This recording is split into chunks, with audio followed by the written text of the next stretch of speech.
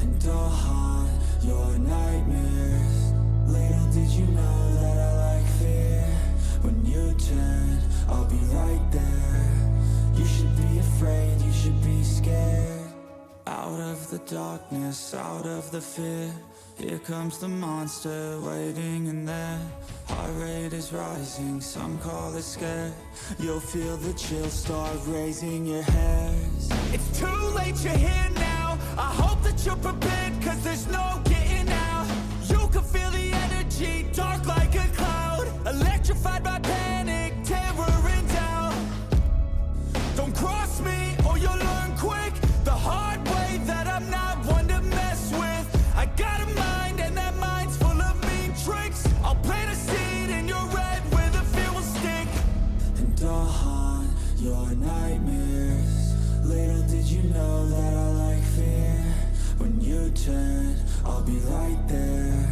You should be afraid, you should be scared. We're all alone, you're on your own. It's you and me who's going home. Look up, cause I'm right here. Welcome to a real life nightmare.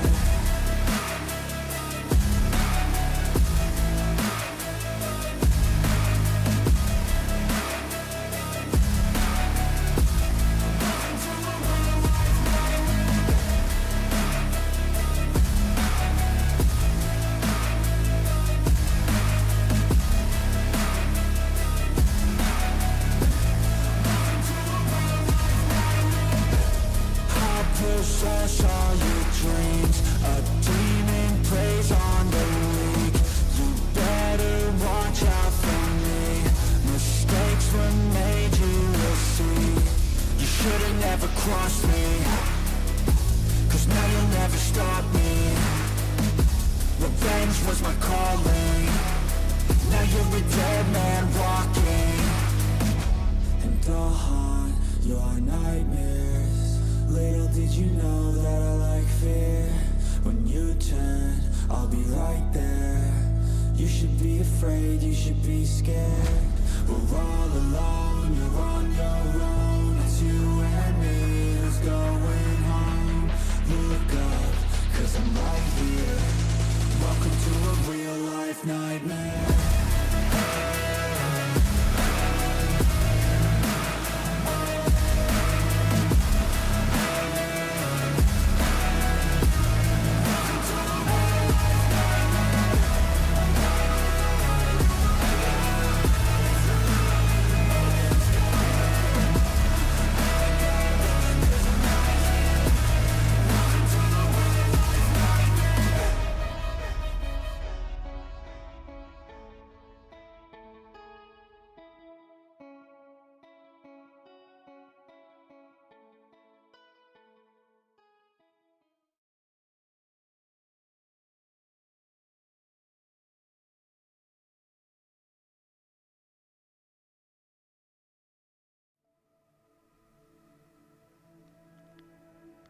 Good evening, everyone.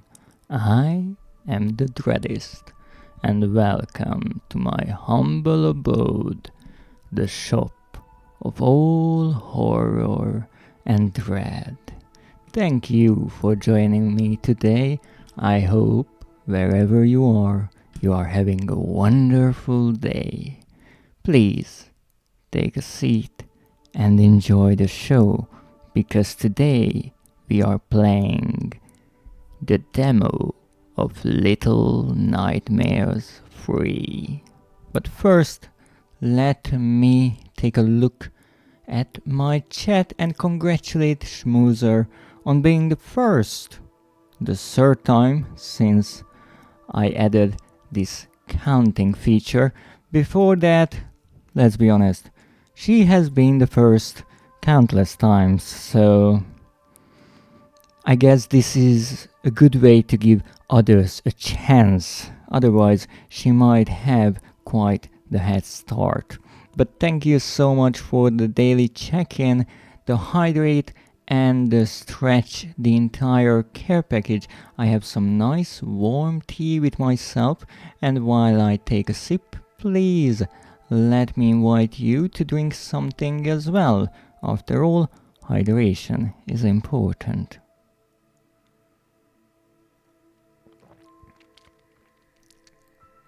Especially for me, because unfortunately, while I was cleaning out and setting up the fireplace in the shop, or rather the front of the shop, I happened to cut my finger and I spilled some crimson, as they say, which is not a huge problem. However, if I am a bit clumsy, or let's say unusually clumsy with this game today, at least I have an excuse. But thank you so much again, and please enjoy your lurk in the shadows. Now today, quote, what is the word for a pack of bloats? A puke? Indeed, that was my little play on words. They are called collective nouns. Nouns that are the names for a group of certain things, items, or even animals and people in this case. Now, what is interesting about them, you can officially just say that you saw a group of people, or you saw a certain number of birds, and actually most scientists prefer that. But in the English language, there are these fun little nouns that you can use if you so wish. And for many animals there are ones. Just a few that I know off the top of my head would be lions. They have a pride. There's the obvious classic horror idea of a pack or a group of crows being called a murder. For ravens, it is an unkindness. Odd little name if you ask me. I do believe that a group of fish is called a school. Interesting.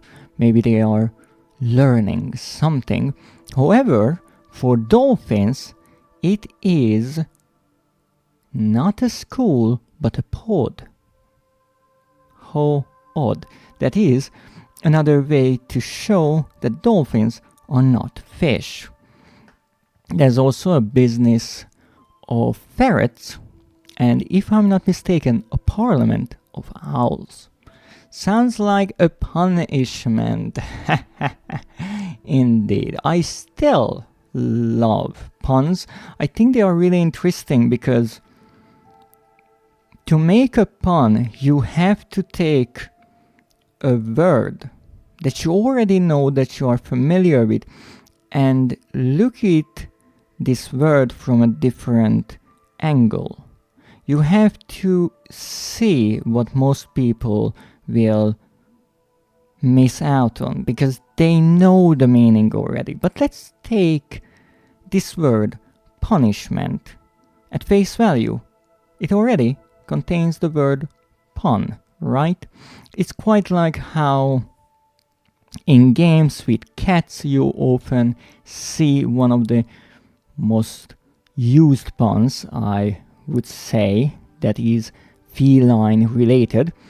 Perfect, because they purr. So you just add that into the word, and as long as it makes sense, it's alright. One that I made, because I always try to have fun with the titles of my streams, would be actually one for Little Nightmares. It was during the time I tried to speedrun the game, and the place which the first game takes place in is called the Mo. So I called it Mo Rotten Run, like as in marathon run, but just added the W. And I still think that was a fun little idea. But if you have any puns, please do share them. I always love puns and any sorts of wordplay. They are just fascinating to me. What a perfect pun. I think it's a classic. Yes, indeed. Well, there are many ones for cats and dogs.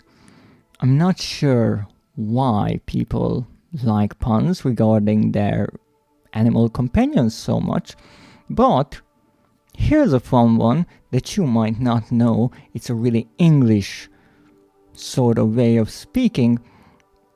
Cats and dogs, right? They are animals. However, there is a saying that when it's raining really heavily, it's a downpour, people will sometimes say that it is raining cats and dogs.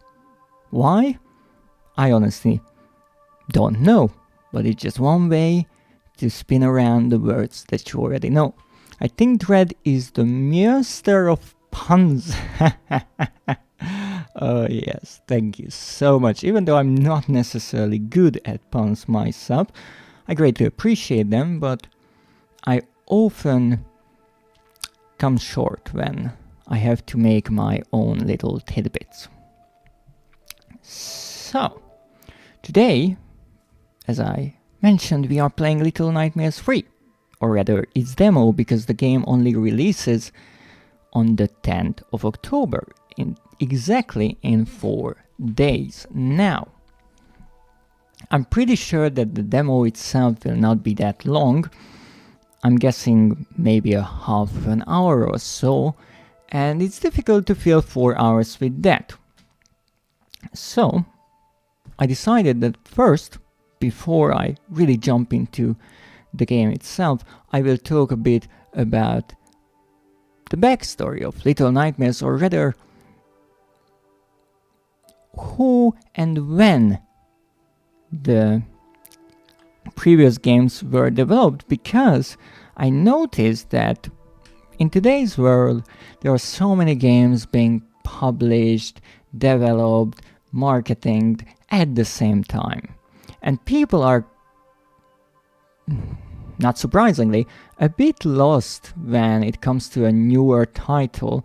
And let's be honest, Little Nightmares is not necessarily the newest of IPs. Surprisingly enough, the first game was released in 2017, and the second 4 years after, in 2021. I honestly find it quite fascinating that the third title is releasing now in 2025, once again 4 years after the previous. So, if the pattern holds, Little Nightmares 4 will be released in 2029. But let's hope that they will not keep this 4-year-long gap once again. Now, why it was kept is hidden somewhere in the background of how these games were developed. No, I will not go into super details of all the business and certain arguments between companies, because that would be really long, and honestly, I don't much care about it. I like to research games and know information about them and facts, not what certain companies say, because whenever there is a dispute, the two or many involved parties will say slightly different things, and I don't want to get into who's in the right and who's in the wrong. I just want to appreciate the games as they released. So, to make this a bit more interesting or less static, I decided that I would show you the Wikipedia page that I am reading right around now. As you can see, here is one Tarsier Studio, or previously known Team Tarsier. Now, if you played the first 2 Little Nightmares games, you probably know their work because, well, they developed it. You see, the first game, the first Little Nightmares, was released in 2017, as I mentioned, and developed by Tarsier. It was published by Bandai Namco Entertainment. That is really, really important. Now, after the first game, we obviously got some DLCs, we got a complete edition, so it was a nice rounded experience, and especially looking back now, I think that game was really nicely polished. It was a nice experience overall. I played it on my stream, and I was fortunate enough that I was able to get all 13 trophies of the base game.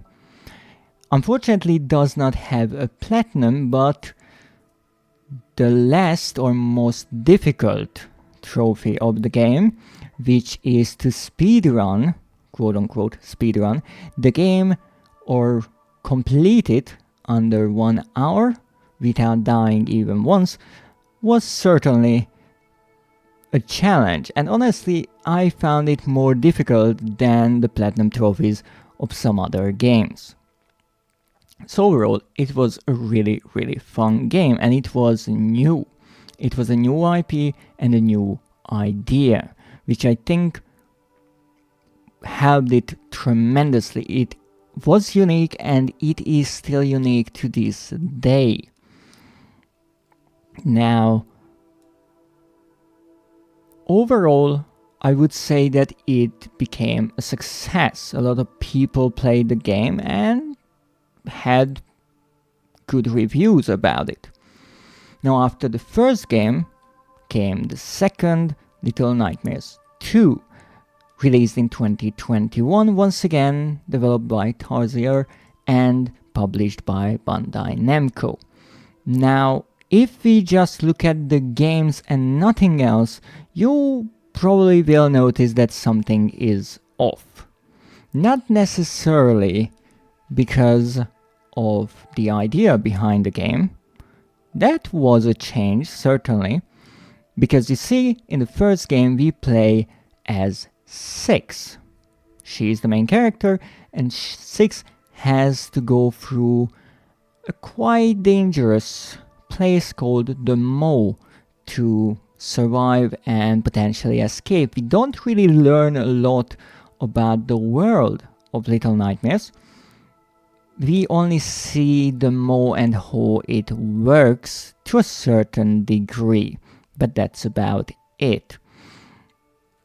Now, from the beginning, there were two main ideas, I think, behind the game. One was the idea that Little Nightmares is a game that is inspired by childhood fears, and many of them were interestingly executed in the game. For example, how everything was really big and tall compared to Six, who was tiny.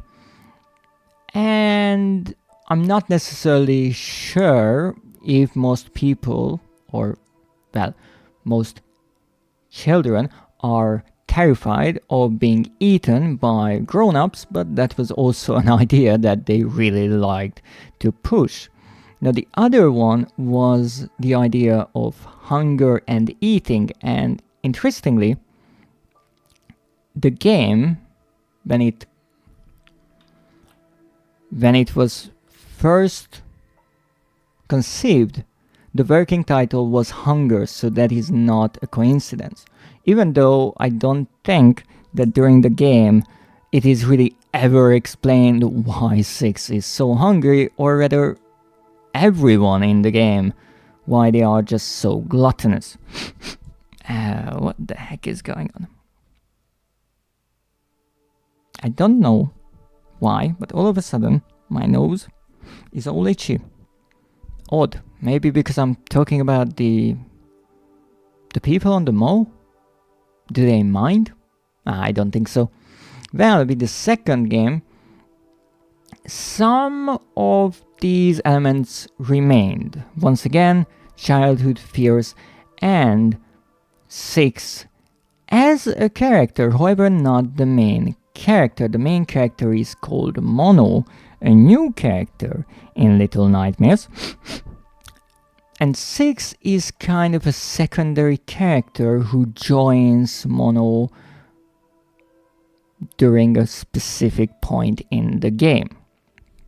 And the hunger element is not really there anymore. The second game is more about brainwashing. That is what the Pale City, I do believe it was called, shows us through the television screens that litter every single corner of the city. Wait. What is this smell? I know this smell. Sweet. Cappuccino. I know that's a schmoozer. It is. You smell nice. But stop it! My nose is not public domain. Can't head pet you. No, you cannot head pet a monster. Of course you cannot. How would you head pet a monster? That never happens in movies. Well, again, movies terribly misrepresent my kind. Of course you can. Well, maybe you can. But that's an exception. And also I have my hood on, so you would be head petting the hood, and not me. I can head pet my monster babies. And you. I love that little addition. And you. That sounded like a really specific contract of sorts. Well, maybe you will be able later on once I reveal my new model. Which, by the way, if you are watching this, I have a new model in the works, or rather, already in a state of partial reveal. Because, let me try to show you if I can.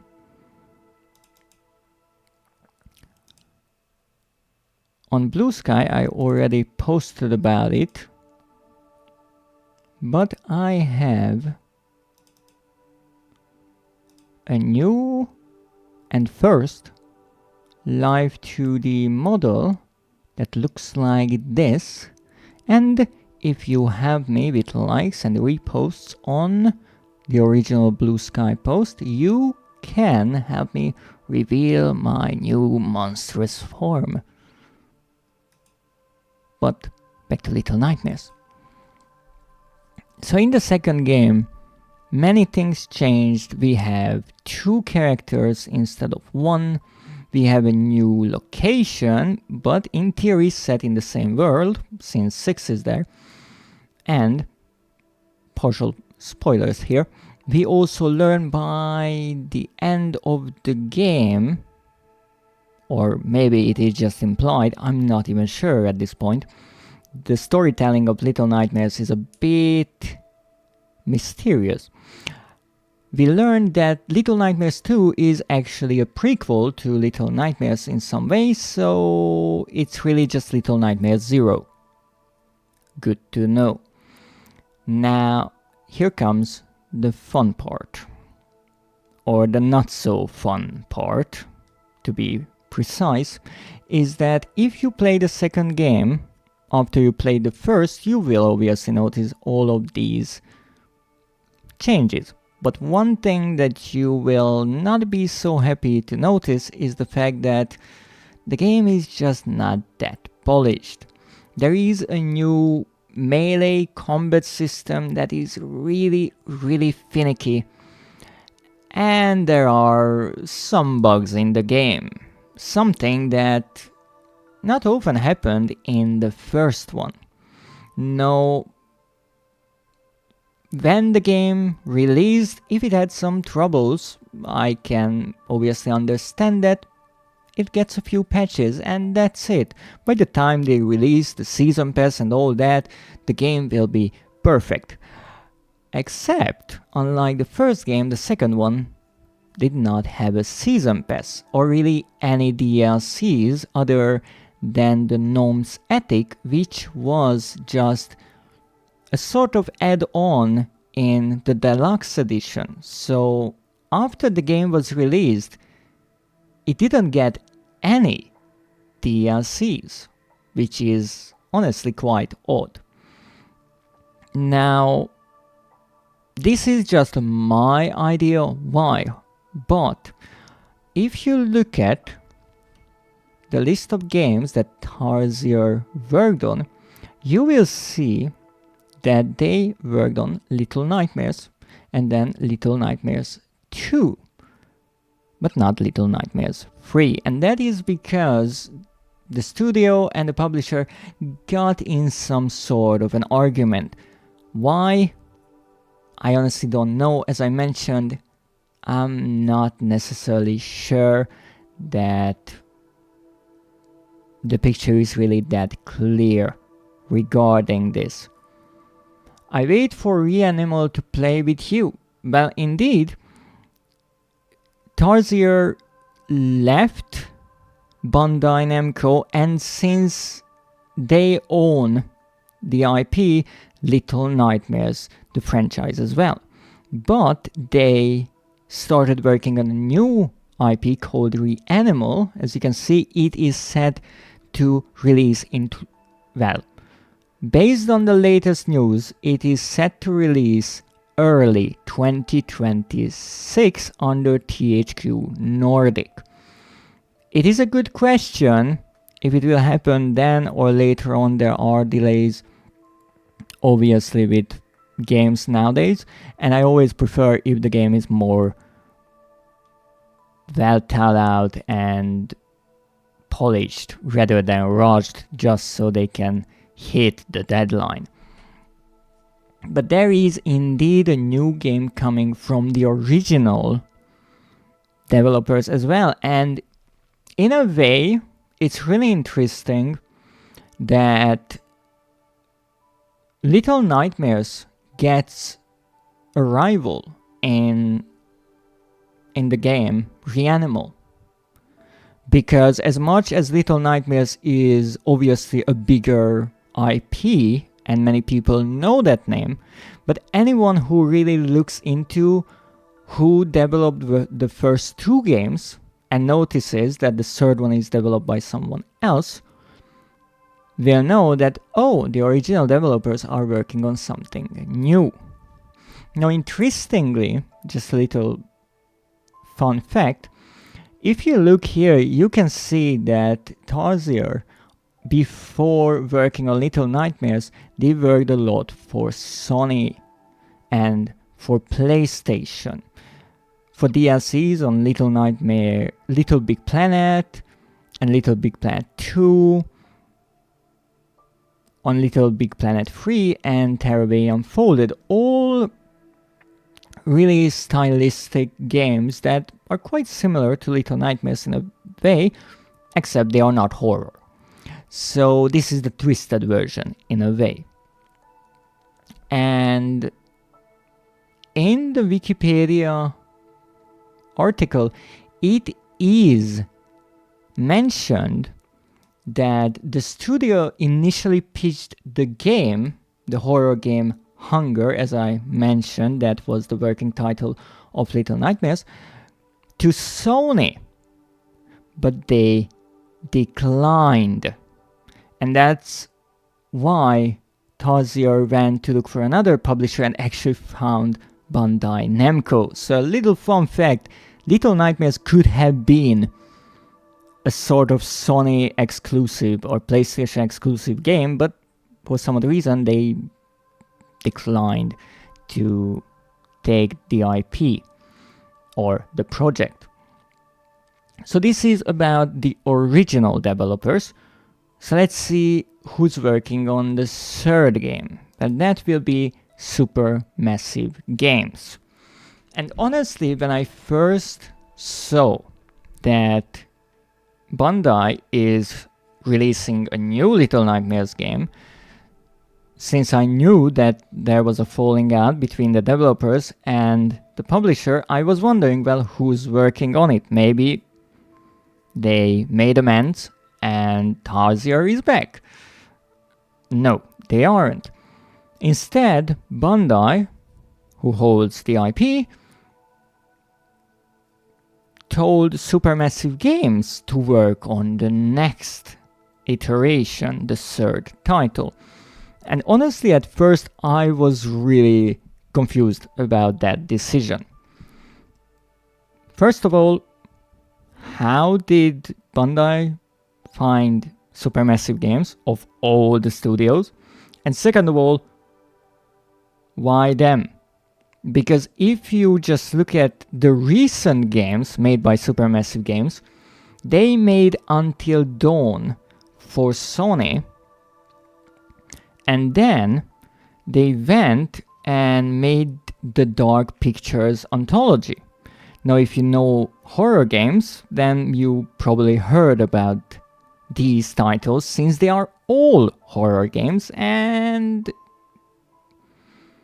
quite good. They are commercial successes. However, their style is really different. Okay, Dark Pictures is nice.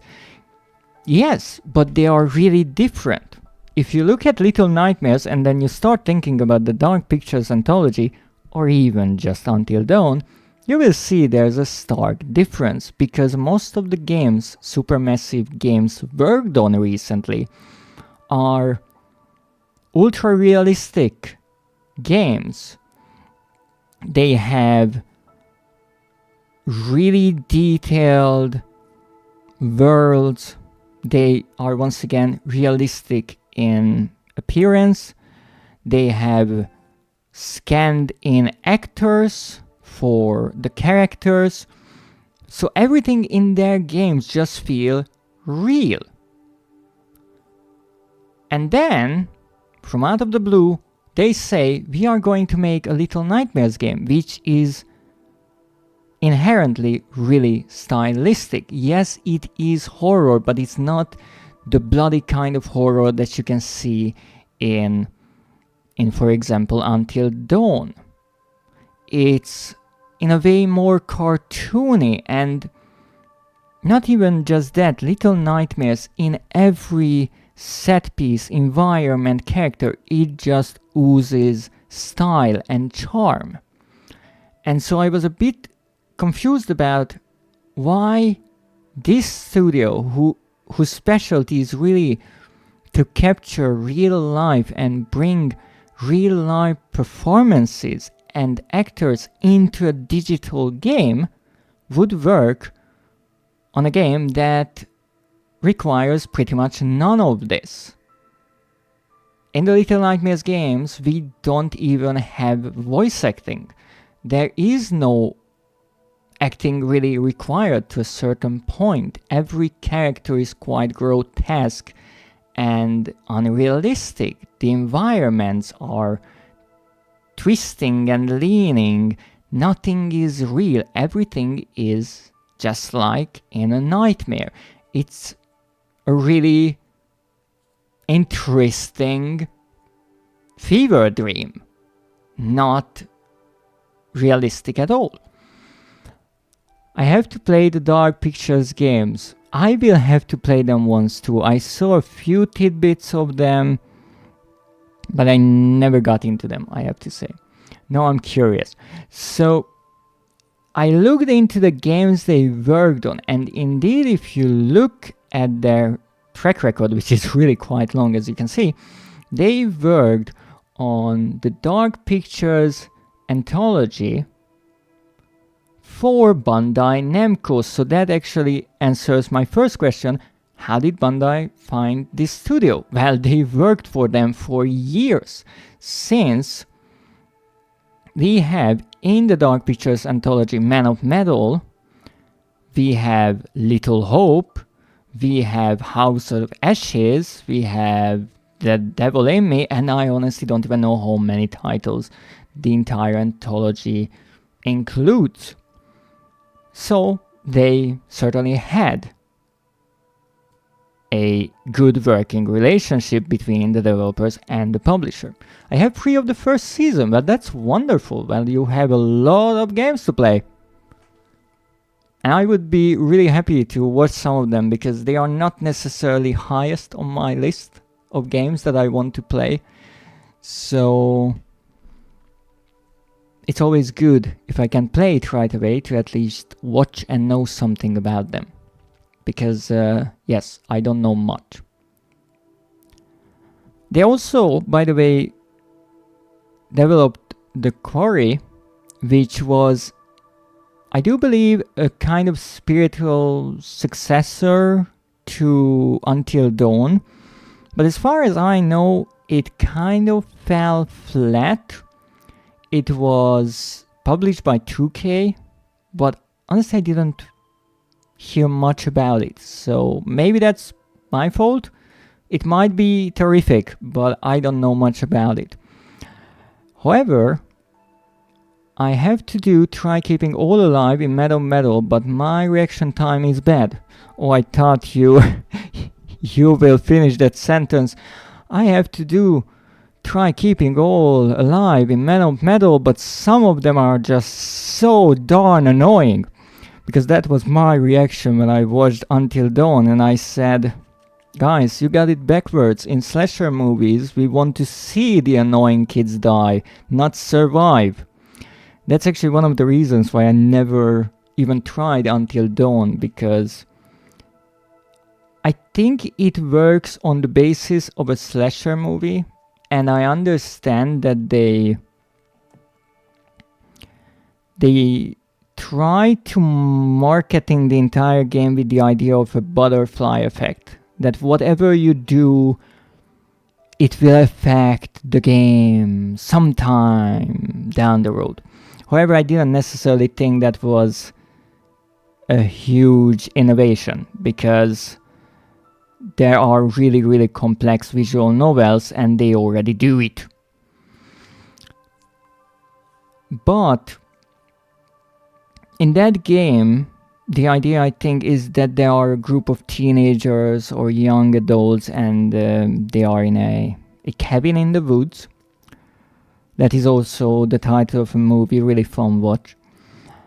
Not necessarily serious, but fun. And the player's job is to keep them alive. And I would much rather see them die, so I kind of avoided that game. Dark Pictures Season 2 is planned and titles are already known. Ooh, that's interesting. So they obviously have the ideas already fleshed out quite a lot if they are brave enough to share the titles. Interesting.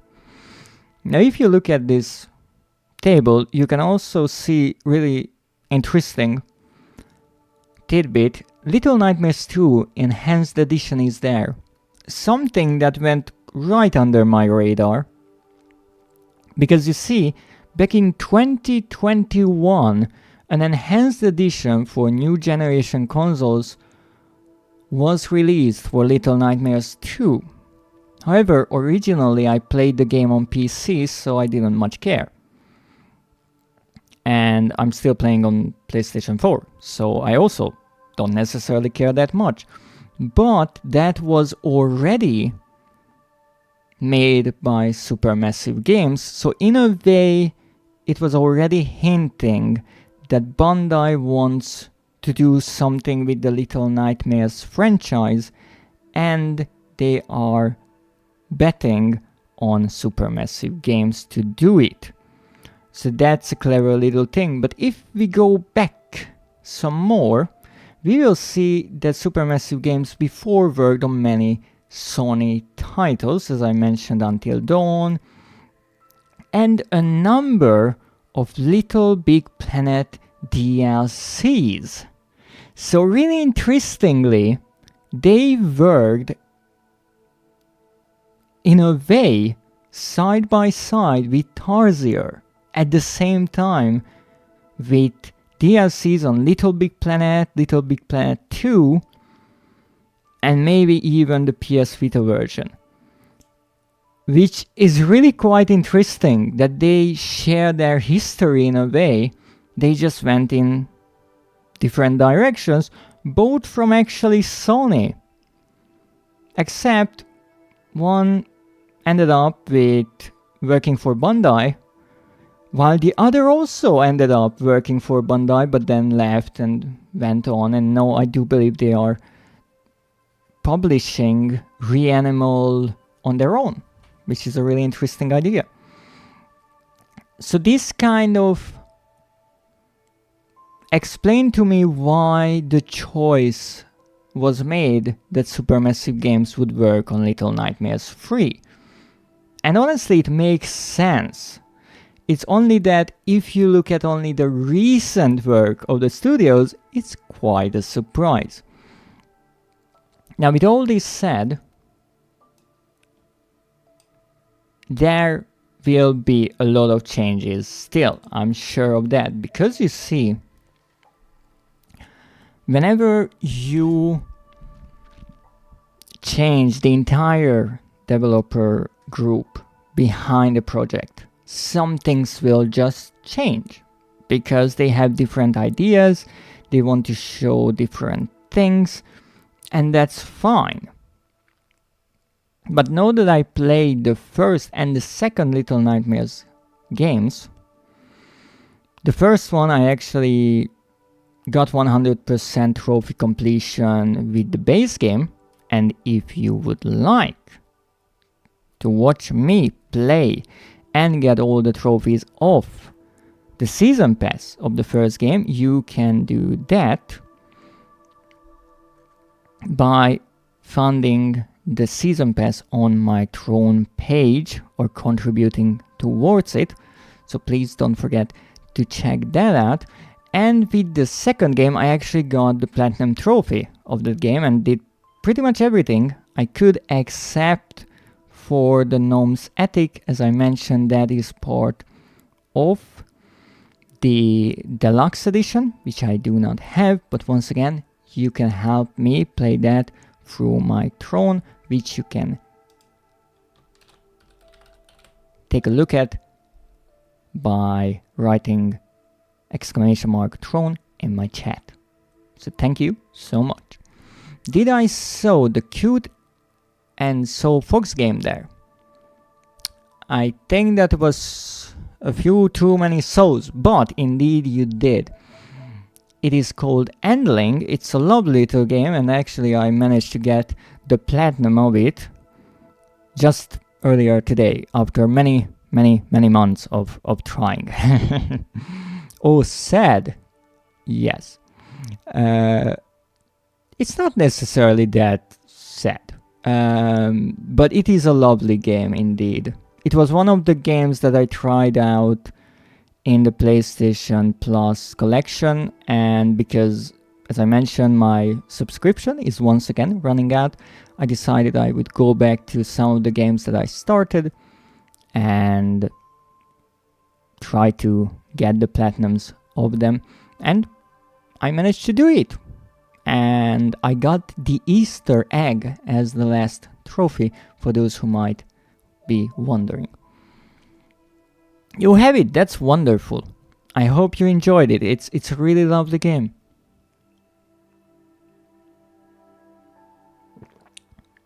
So, with all that said, we have the demo of the third game here. And I don't know much about it. What I know from... Now I'm too bad in this. In handling. I don't really think that's a terribly complicated game. And for those who might not know, Handling is a game that was made to show how the human's effects on the environment can cause extinction, and you are playing as a mother fox trying to protect and feed her cubs. It's quite a lovely game.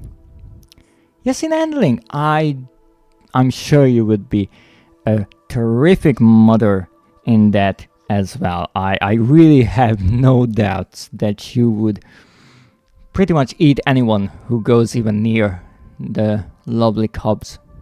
I had one achievement, reaching the first den. I had issues keeping the babies alive. It is true that first it can be a bit tricky, but because I just replayed it and I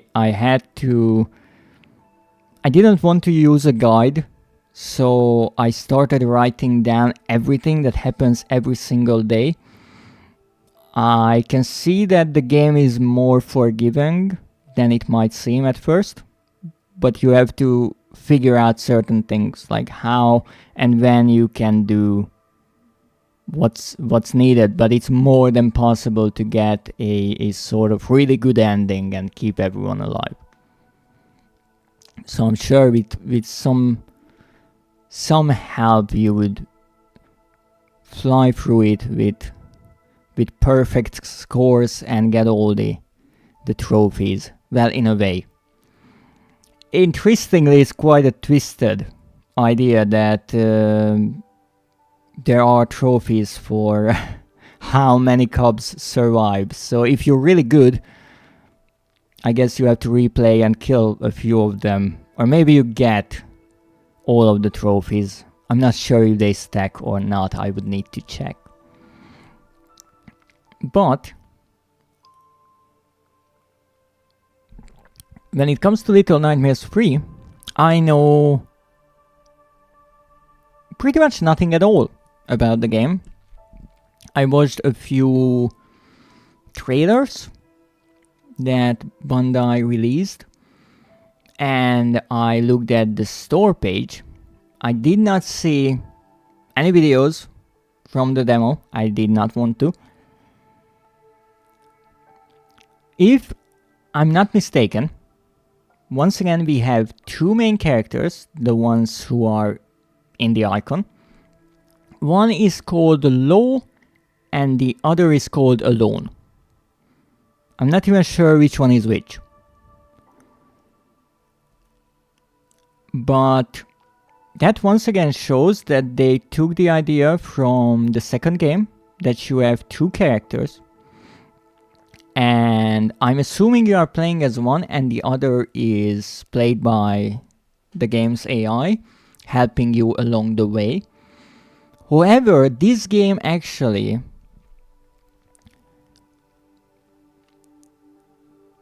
improves on something that was obviously missing from the second one. Co-op. Because I actually heard people say that they purchased the second game thinking that it is a co-op game, which is honestly, I can see, because there are two characters playing throughout the entire game, but it does not support any sort of co-op, not even local multiplayer. In this game, however, we do get to play with a friend, and depending on how the game will play, maybe ruin a few friendships, because I do remember when It Takes Two released, which is a co-op game telling the story of a couple whose marriage is falling apart. Some players said that it's a great way to test a relationship, because if you can play through this game and just not jump at each other's throats, you have a solid foundation. So I'm not sure how much in this game the characters will betray each other, much like in the second one, But who knows, maybe some people will have a few less friends after they finish it. But let's see what this demo is. Now I have to say I looked at this key art quite a lot yesterday, and I could not really make sense of what I'm seeing. But we have here Low and Alone.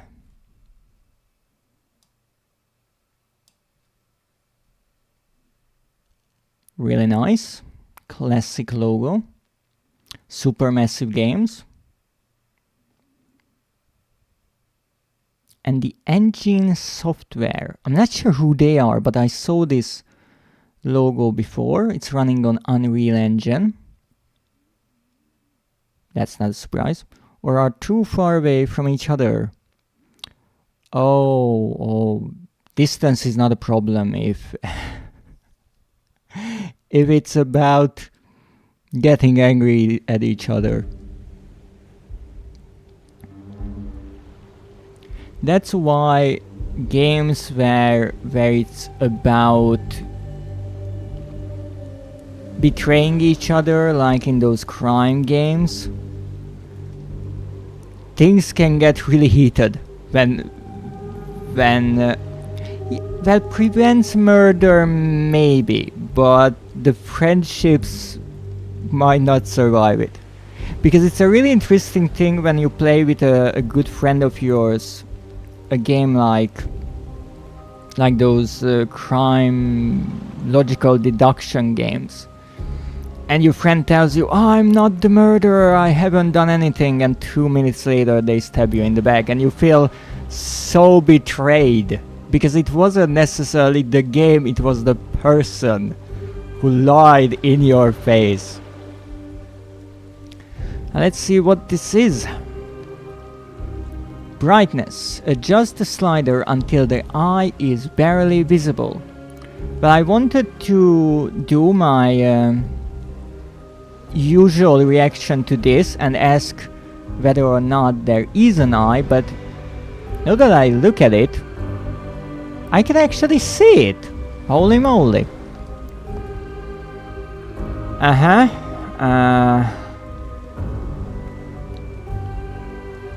I'm sure this is all good. One really nice thing, you can see the little lock right next to the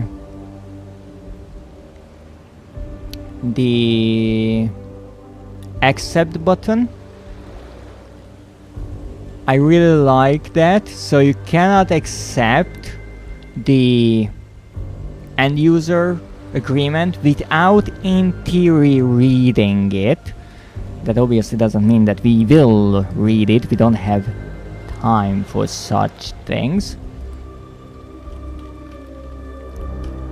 But it's something that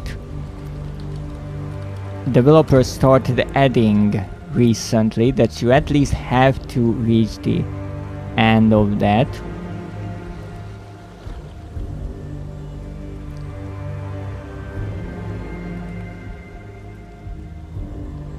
Now, as you can see, I am, by the way, streaming in the Little Nightmares free category, because on Twitch there isn't one for the demo. Just to make it simple. There is a skip button, so at least they knew that no one will read this. That's nice. Also, there are different languages in case you want to play, or I guess read all this in a different language. Privacy policy. I'm sure they won't steal my credentials or anything like that. Now, what do we have? Ooh, accessibility. Oh my goodness. We have so many options here. And this is only a demo. Well, let's see. Menu text size. Oh, that's lovely. Menu text color. Well, I guess it depends on the background, to be perfectly honest, but let's stay with the white, I'm assuming. Menu background alpha, that will mean that it has a background. Indeed, no, I really like this, because in certain games, if the font of the subtitles is thin, or if the text is really small, it's really difficult to see it if it doesn't have a background. Menu background color, dyslexia font, really nice. Really, really nice. They added a font that is easier to read. I greatly appreciate that. And these are the little things that I will always argue for, because it does not take a lot of extra effort to add these functions into the game, and they help a lot. Display tutorials, yes. Colorblind mode, no, even though this reddish is really quite hellish. Character off-screen indicator. What does that mean? If the other character straight away, it will show where they are. I guess we can do that. Camera shake. Highlight antagonist. Highlight player character. Highlight friend character. Highlight interactables. That's nice. So in case you can find something, you have something to help you. Highlight carryables. Look sensitivity. Vibration. Really nice. Threat hold action. Oh, treat. Sorry. Treat hold action as toggles, so that means you don't have to hold down a button, you just press it and the character will hold that item or whatever until you press the button again. Invert vertical look axis, thank you, no. Invert move vertical axis, no idea. Audio mix, certainly not TV speakers, thank you. Tutorial text size, tutorial interesting, so it has another set of text. This is an example tutorial. Oh, it even gives you a bit of text to show you how something will look. That's nice, I like that. However, there's one interesting thing that I already noticed. On the top of this list, we had menu text size, not subtitles. And here we have tutorial text size. So that means in this game, we will not have any dialogue? Well, let's go like this. And tomorrow in Dreadist RAM, a loud bang waking up the rats and some angry threatening was, yes, open up, this is no property of Bandai Namco and Supermassive Games. Oh, absolutely not. Little Nightmares free saves periodically, please do not turn off the game. Alright. So we have the settings, which is probably the exact... No, it's not the exact same thing.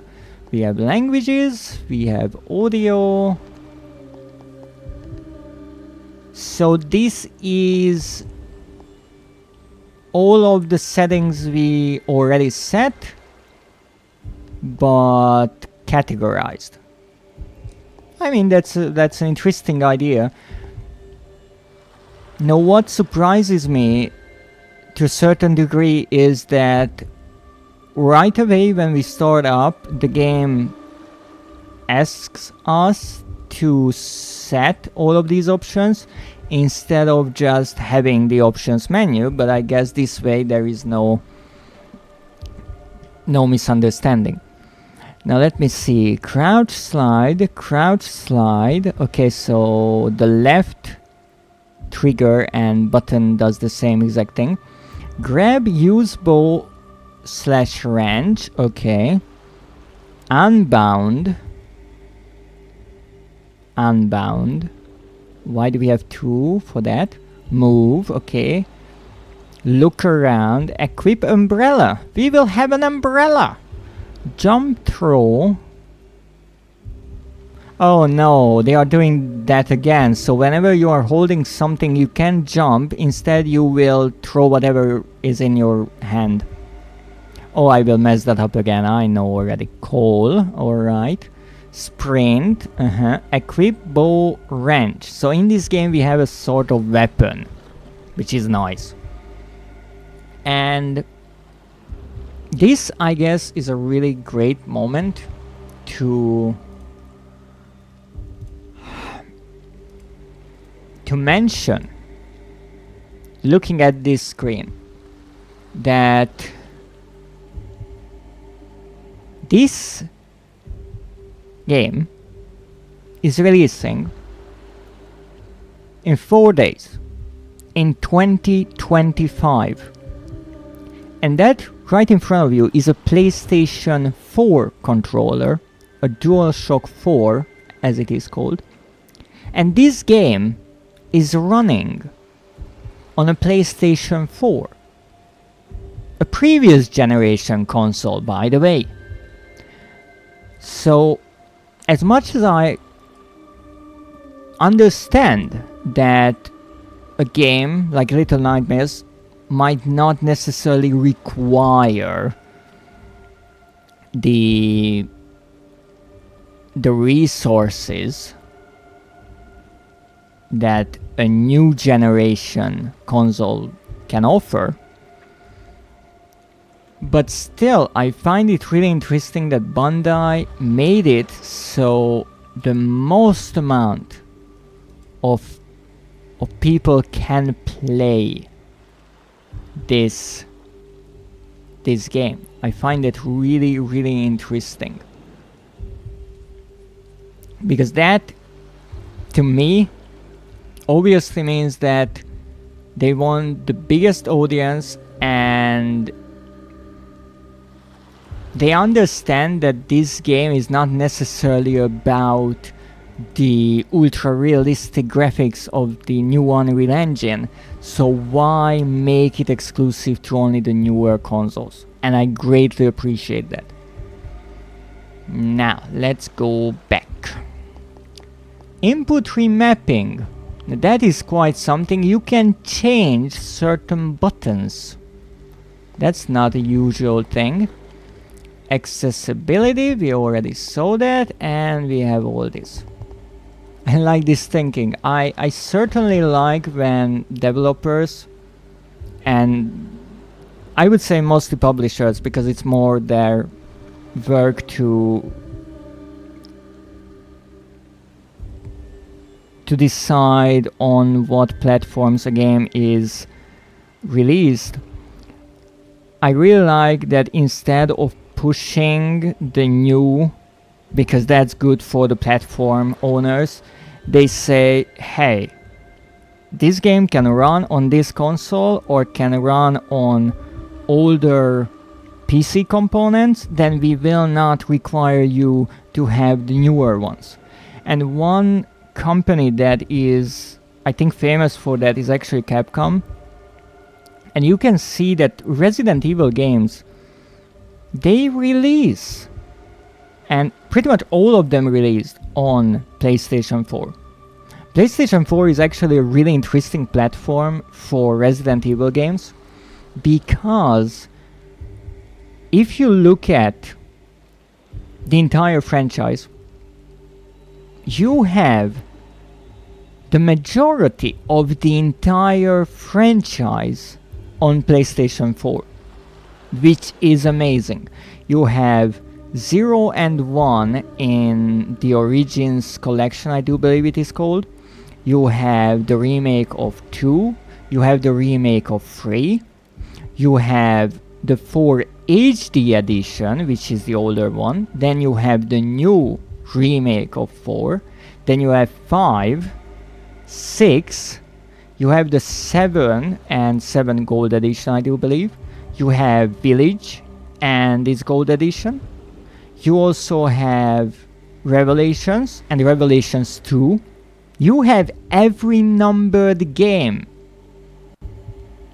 on PlayStation 4. That is brilliant. And let's not forget that Resident Evil started in 1996. It will be 30 years old next year. And in a way you can say that it's just Capcom releasing every game and, well, getting more money from the same things. But I still find it nice that they give you the option to at least play those games if you want.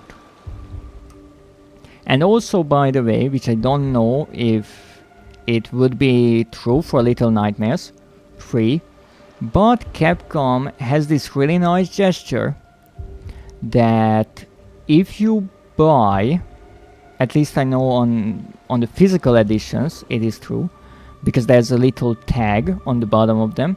If you buy the PlayStation 4 version, you can upgrade to the PlayStation 5 version if you maybe later on get the console for free, which is not possible, not even possible with certain games, and most other companies charge you at least a few dollars for the upgrade.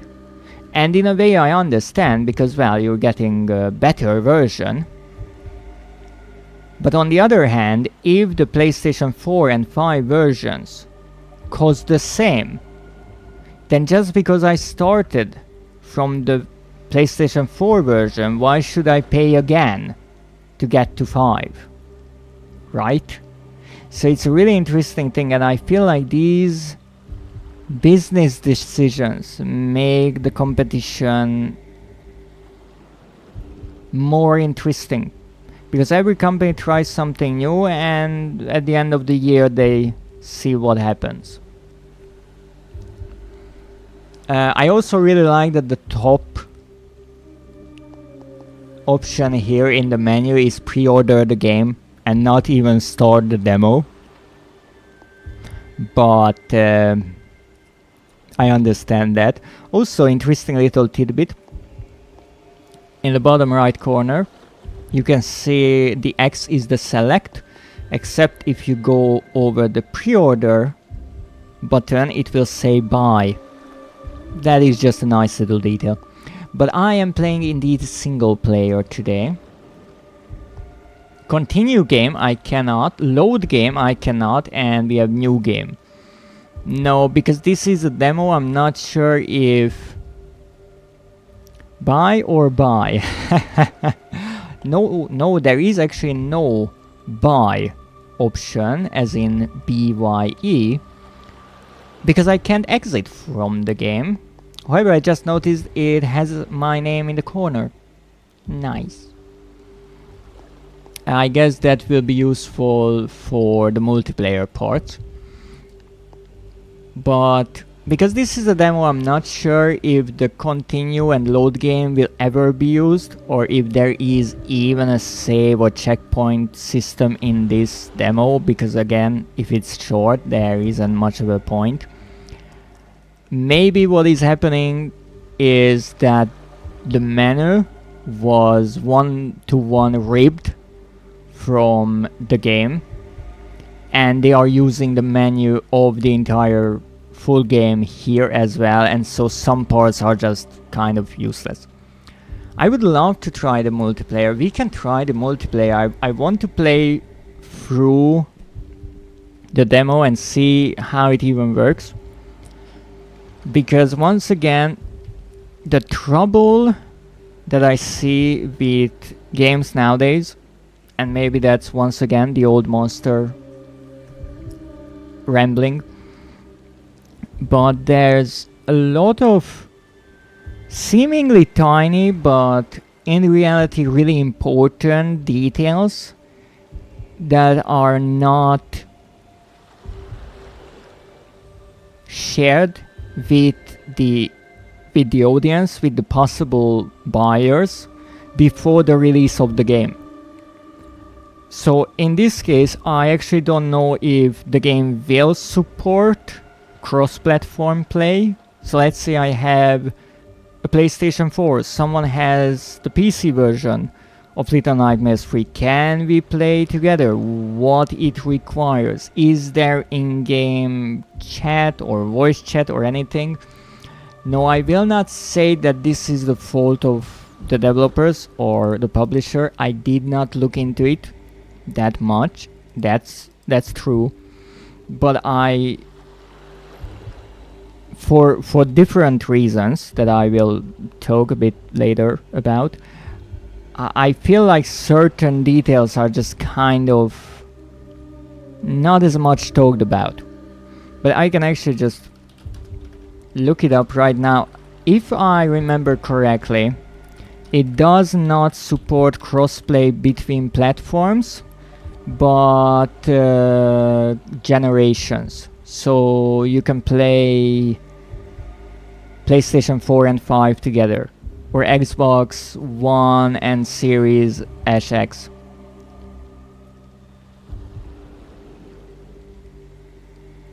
Now, based on a 2-year-old Reddit post, it is said that Little Nightmares 3 will not have local co-op, and it only has cross-gen support, not cross-platform support. Now there is actually a Q&A, so that's nice, on the official website, and it actually does tell you the co-op parts. So let me show you that. And again, this is what I mean by always check for yourself, because I did not know, I did not see it in a trailer that it would be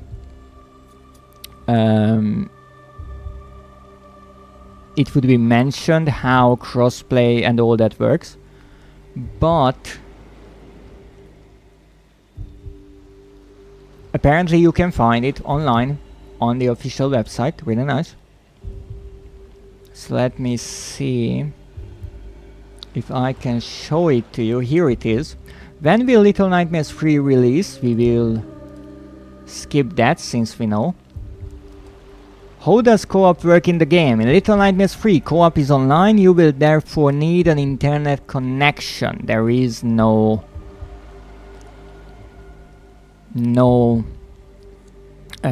split screen local co-op. Let me see. It's not Capcom. Chance for crossplay is high. I checked in the game. I could only invite other Steam players, yes. And they recommend using a voice chat. Oh, good to know. In order to allow the most people to play the game in co-op, we'll include at launch a friends pass.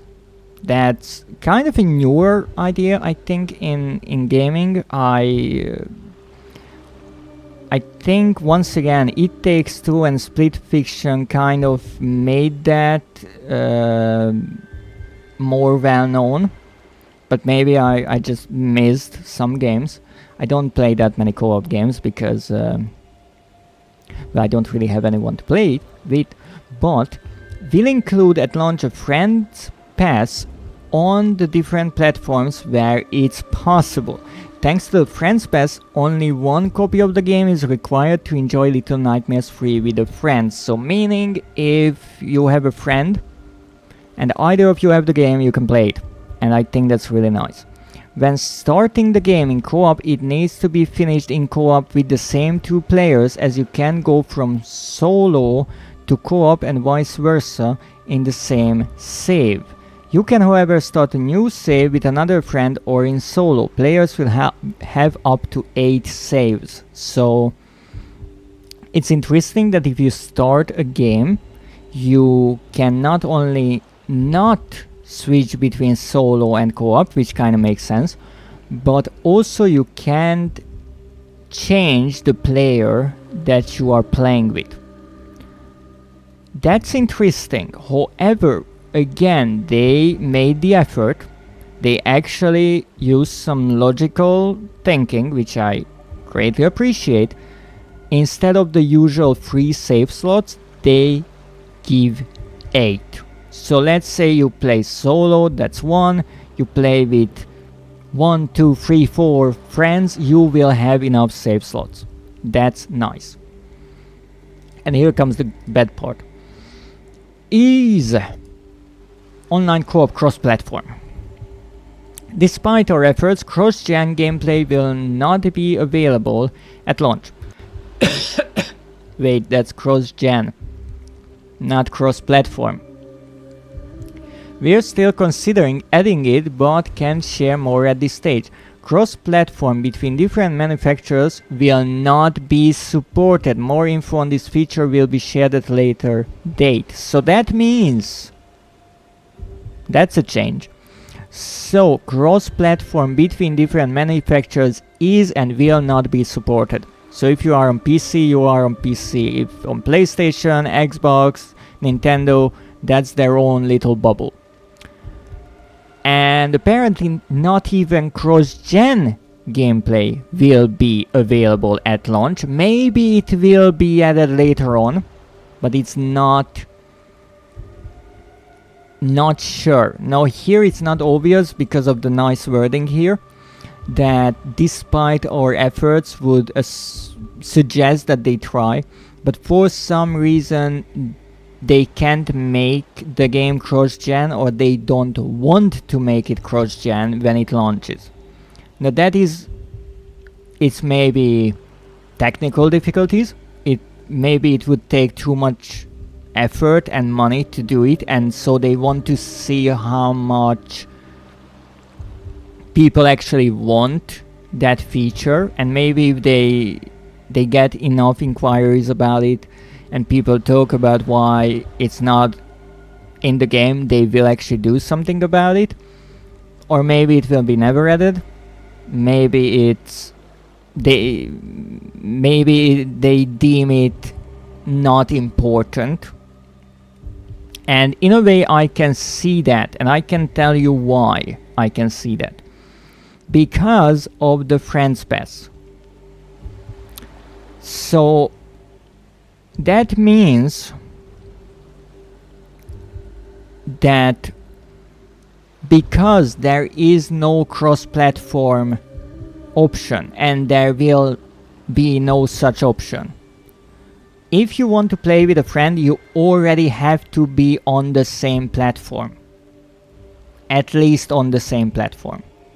And if you are already on the same platform, I guess they are somewhat assuming that you have the same generation of it. Because if you are on PC, there is no generational break there. If you are on PlayStation or Nintendo or Xbox, I guess their idea is that if someone has the newer generation model and their friend has the old one, then there is maybe a chance that because you have the newer one, you also have the older one. It's kind of a silly idea, but I guess they are banking on the concept that you kind of choose your platform and you go with that. So if you had a PlayStation 4, now you have a 5, and then you will have a 6. If you're an Xbox player, you will have all the Xboxes. If you're a Nintendo, you have the Nintendos. It's not bulletproof at all, but I'm starting to see that because they cannot do anything across platforms, and I think that would be the bigger problem. So let's say I play on PlayStation, Schmoozer plays on PC. We want to play together, Bandai can't do anything about that. So they lose a lot of possible players or player connections in a way. Thank you. I do need a stretch. So because they already lose a lot of possible co-op partners this way. You're talking a lot, Hydrate. Thank you, yes. I guess they didn't want to necessarily go too much into the cross-gen thing. Even though I more than think that it would be possible, and I mean they are not denying that it would be possible, they are just not adding it now. We are currently working to support cross-generation gameplay between Nintendo Switch and Nintendo Switch 2.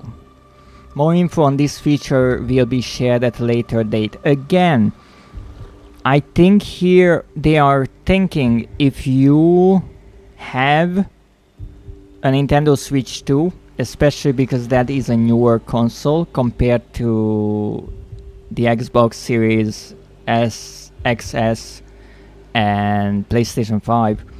If you have that, there is a good chance that you have a Nintendo Switch also. I guess that's the idea. But as much as I know, between the two Switch versions, those, at least seemingly, those consoles are the closest together. So the fact that even there they can't make the cross-gen support be a feature when the game releases, it kind of shows a lot that there's a good chance it will not be featured here. And that's honestly a shame. That's a shame because that means that if I want to play this game with anyone, then I will have to be clever about it. And that's actually what I suggest to anyone else as well. If you want to play Little Nightmares with your friend group, then I guess instead of just buying whatever version, discuss it with your friends that what platform they are on, what platforms do you have in common, and don't buy the game on the same platform necessarily, except if you want the pre-order bonuses or something like that, because you can play the game even if only one of you have the actual game, because the other person can use the friend pass. So let's say that this is an example here, but let's say that Schmoozer wants to play Little Nightmares 3 and I want to play Little Nightmares 3 and Nekio wants to play Little Nightmares 3. Schmoozer is on PC, so let's say that she buys it on PC and I can play Little Nightmares 3 with her, and I'm using the Friends Pass. And let's say I buy the game on PlayStation, and then Nekio can play Little Nightmares 3 with me on PlayStation, and he's using the Friends Pass. Now why this is tricky is because of the generations, because actually I'm using a PlayStation 4, and Nekio is using a PlayStation 3. No, 5. 3. No. Some people actually still use a 3, but no. He's using a PlayStation 5. So even if I buy the game, I can play with him because of troubles. So it's a tricky situation. But that's unfortunately how it is. So I guess let's start the game. And indeed we have 8 empty slots. Again, a feature from the full game. Have a PlayStation. I do have a PlayStation 2. I still do have my PlayStation 2 Slim and I absolutely adore it. And I still want to get my hands on a PlayStation 3, because some games can only be played on that. So I have to, one day when I return to the mortal realm, hopefully, I will have to buy a working PlayStation 3, which will be quite a feat. Now we can choose the character. We don't get any explanation here, so I still don't know who's who. I want to say that they are low and alone in this order, but I will check. Okay? I have a 50% chance that I get it right. But that also means there is a 50% chance that I mess it up. And I feel like that is outweighing the other 50%. Let me see, characters. Who's who? Okay, so alone is the...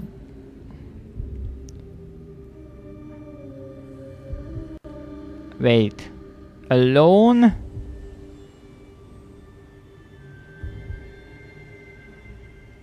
is the one with the pigtails and the wrench, and low is the one with the bird mask and the arrow. So exactly the other way than how I assumed it. You see, that's why I check things.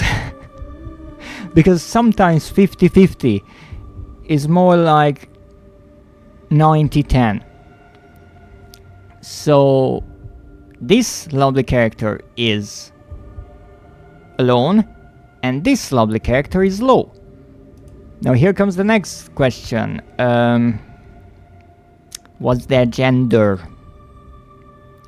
So low is the boy in the raven mask, and alone is the girl with pigtails.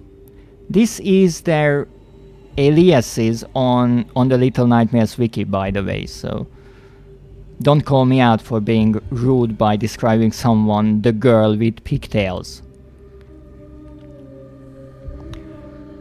But I guess let's play as alone now, because I do believe she has a wrench, and I'm curious if I can use that wrench in this demo, how that combat will feel compared to Little Nightmares 2. As I mentioned, that was a bit clunky.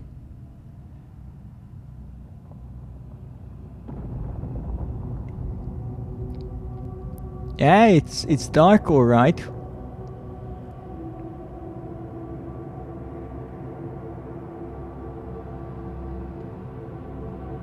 Ah, that's a mirror.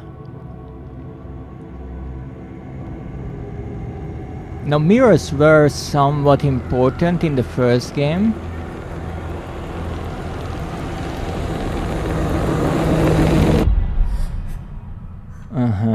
That was a window.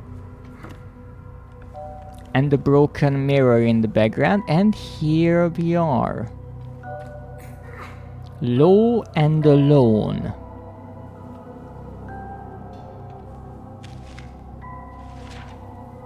Is that a map?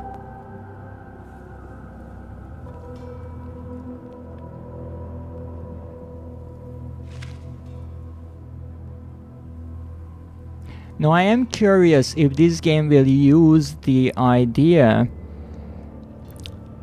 from the second game, how the characters could use the TV screens as portals, except this time it will be with mirrors, because if you check, you can see the glass shards underneath my bare feet, and those came out of this mirror, so it kind of feels like it exploded outwards. So I have a feeling we fell out of this mirror. And also, can I mention that I am absolutely amazed that on a PlayStation 4 the reflection in the mirror is absolutely brilliant.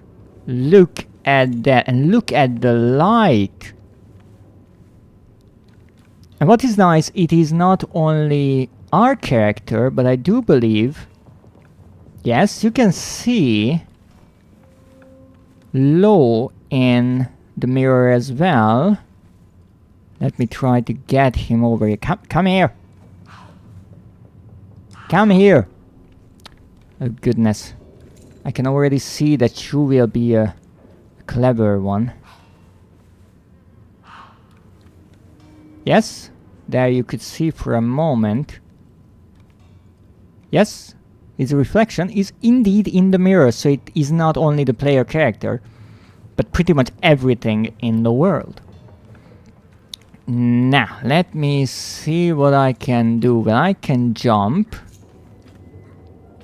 Pretty nimble jump, I have to say. Pretty high jump as well. Ha ha! Ha ha! Ah, wait. Can I do something here? I'm not sure. I'm smelling a secret. Or maybe it is just these unwashed socks. Who knows?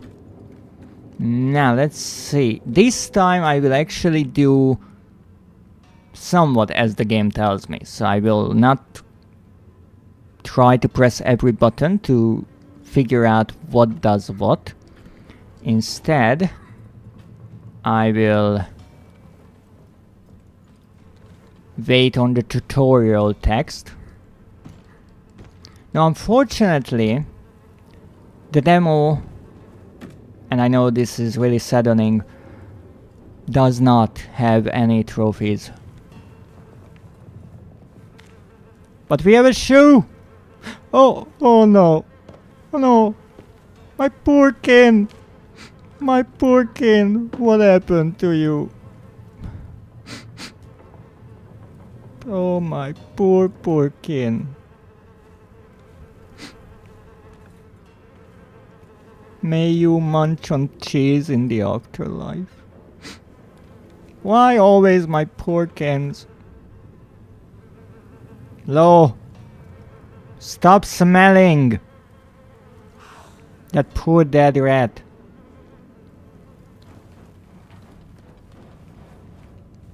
Uh-huh.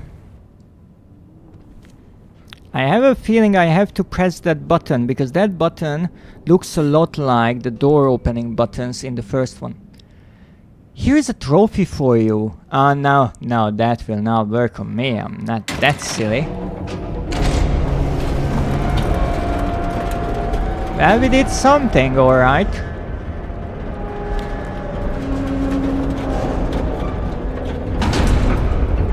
Oh my goodness, did you see that? There is no gap, I can't just fall off.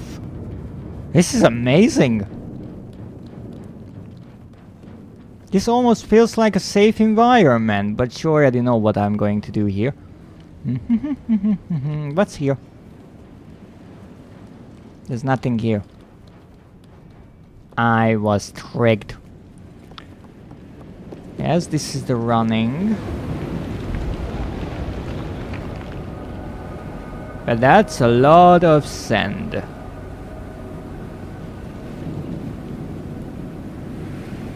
I guess here we go. Huh.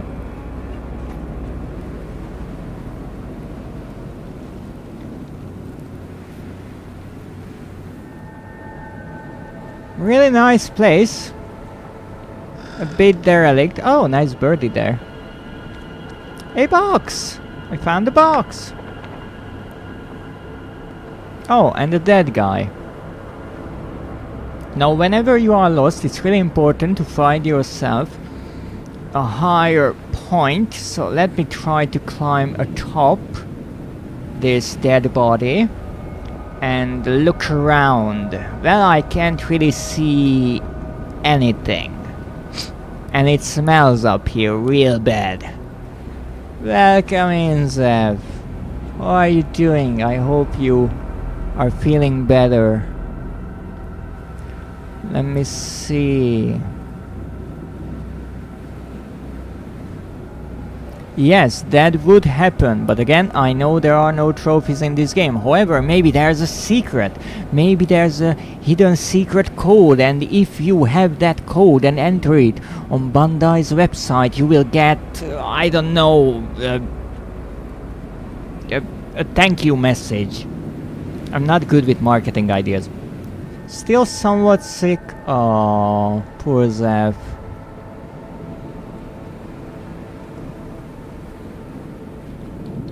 I'm so sorry to hear that, but I hope you will get better and better with each passing hour. And I do hope that you got some well-deserved rest during the weekend.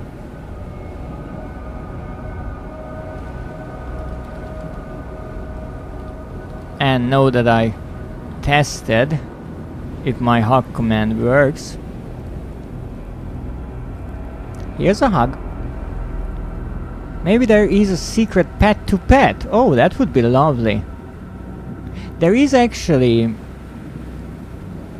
a person, I do believe, on social media who looks at every game and checks if you can pet dogs or cats in it. But I feel like there are not many games where you can pet rats. Really, I don't even remember one off the top of my head, which is concerning. I'm sure the secret was the rat. No, the rat was dead, unfortunately. But we have crows or ravens. I always have a tough time figuring out the difference. Oh, we found cans. Oh, I'm pretty good at throwing. Let's see. Lo, stay there and I will try to hit you with this can. Don't ask me why this is important. This is a demo. We have to play test it. I throw too darn high. Okay, let me crouch. Come out of the shadow. I can see you, Lo. Now I will go low and you will be stationed. I said sit. I mean, now this will not work. Can I do something with you? Stop running away from me! I want to hug you or something. I don't know. How can I have the morale? Stop running in circles. Okay. I see you're not the hugging type. Fine. We are low and alone in this world. You don't even want to hug. That's like my cat with her own tail. Yes. Yes, I'm sure. Cats and dogs are quite fascinated by their own tails. And I mean, I'm pretty sure that a lot of people would be quite fascinated to have a tail of their own. I mean, ask furries. They will most likely agree with me there. Well, this is a really tall wall. But how lucky we are, there's a ladder here. And now starts the ascent. It's a long ascent. I really hope nothing will fall on our heads. Okay, this is getting a bit too high. I hope no one has vertigo. Oh, there's a birdie. Hello there, birdie. What you snacking on there? Oh, that looks like a nest. Fluffy tail to place on your lamp and keep you warm? Sure. Oh, that would be so nice. Even though if I want to keep myself warm, I would prefer someone else's fluffy tail on my lap. Ow! That was my tail. You can't just go up to someone and pull their tail. That is so rude. Oh, so that's the little symbol that tells me that Lo is lost. Great. Alright, now we don't want to make too much of a noise. Press the circle to equip the wrench and press R2 to swing. Can't or shouldn't? But now that you ask it like that, yes, you can. You are able to. But it's bad manners. Always ask first. You would be surprised how many are into a bit of tail tugging. Well, I was a bit concerned here that I turned off the tutorial somehow, but apparently I didn't. Okay, so here's my wrench. As you can see, ooh, I look so cool with my wrench, just holding it over my shoulder. There we go.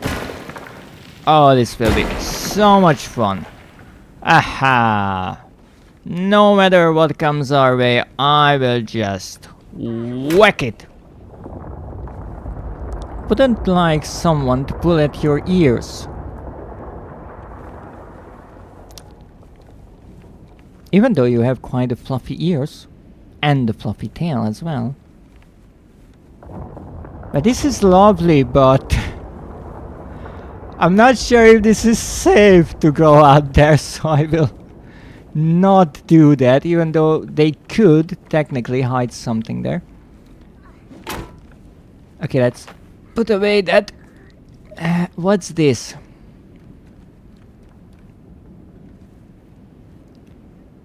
The girl doing the hard work. Yes, yes, yes. So far, yes.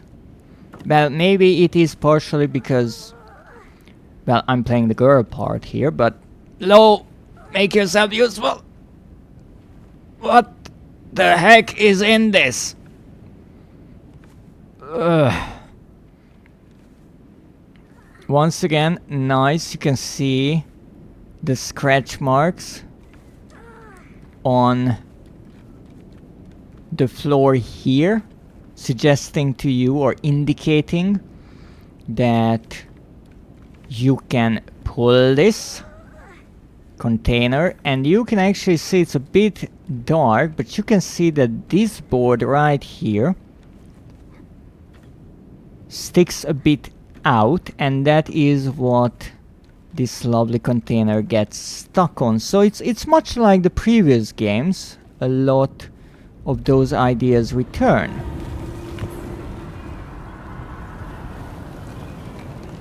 You know, some people would be concerned about the bird.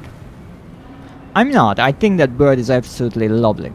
Some would be concerned about the statue-looking dead person. But, you know, everyone has their opinion on different art forms, and I'm not judging them. That ginormous looking pacifier thingy, that's concerning to me. Because at first I thought that was some sort of a boxing equipment. Sir? Sir? Sir, can I break you, sir? No, that's a miss. Come on, sir. No. That's a really calm bird, I have to say. Oh, I love these spots. I always loved these spots. Ah!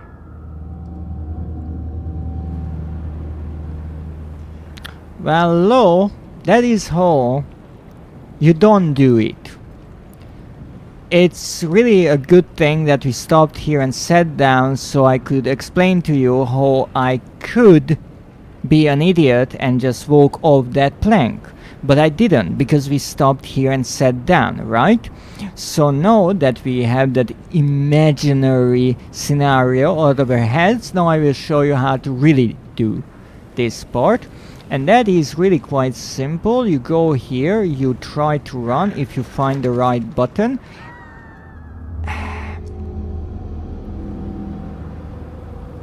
We don't talk about this. We don't talk about this, Lo. Okay, so apparently I can jump much further than I'd assume. so I don't have to go all the way out to the edge of the board and fall down like an idiot. Good to know. So I called you and you shut the box. I take bribery. Well, I don't have much. I have low here. If you can catch him, you can have him. But so far... Oh my god... Wait, what? I've done it! I catched... Oh my god. I caught the low. We're holding hands. This is so romantic. Can I push you down the edge here? I want to push you over the edge. Okay, I'm sorry, Lo, but I have to try this. Can we die together? You bitch! Of course. The moment it really matters, you just let go, huh? That's about chivalry. Now, I guess we have to jump up here. And then we have to go here and... Oh, that's a staircase. But first we check here. Do we have a light source? Doesn't seem like it. So this is a mill. I will not continue counting. That was only 3 and 1 was intentional.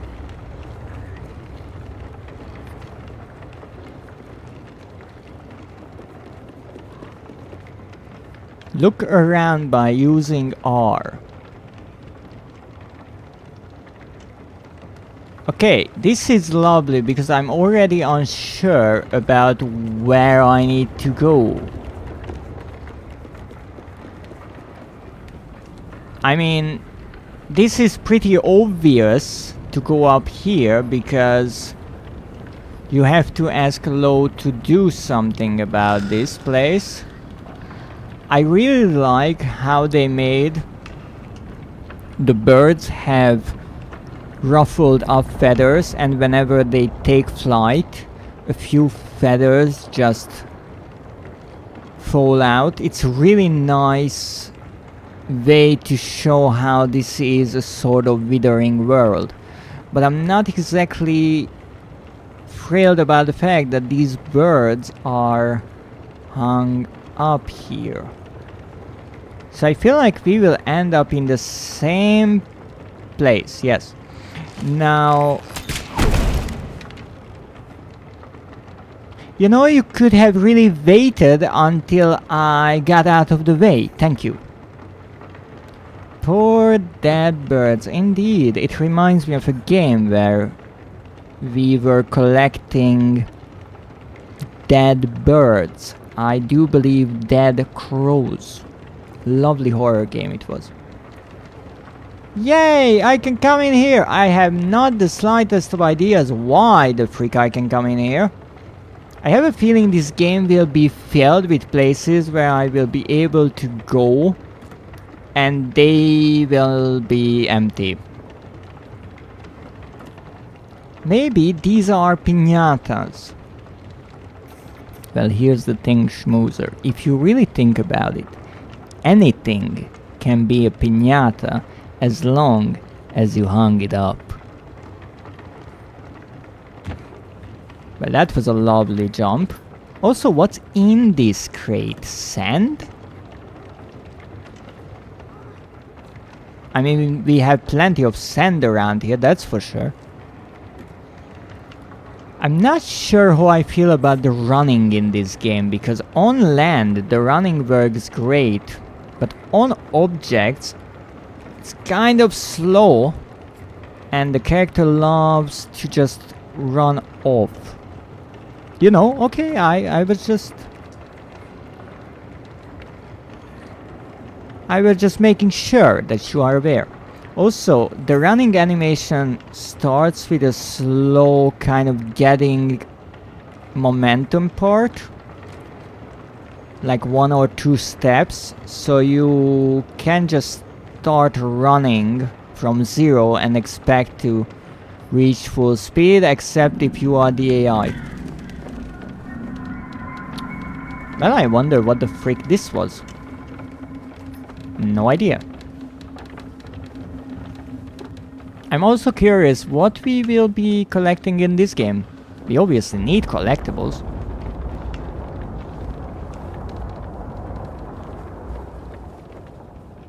This is a really, really big windmill. But I do like it, it looks nice. Oh, maybe that was indeed a huge bug. Might be a Hollow Knight reference. Look at this, what a lovely table. And cages in the background. It's always good to have cage. What are you looking at? What are you looking at down there, huh? Here's the problem, I can't even do the looking down thing because there isn't an invisible wall at the edge. There isn't even a little ledge that the character would stop on. So if I try to walk there, and I will die here, yes, the character just walks off. There isn't even a kind of failsafe, like in many games where if you go up to the edge, the character stops for a moment and starts leaning a bit. And you can notice like, okay, if I keep going I will fall down. No. The game is like, there's the edge, that's about it. Now it told me to get my wrench out, so... Oh! I can use my wrench for non-destructive purposes? That's amazing! This is really cool, this is really clever, giving multiple purposes.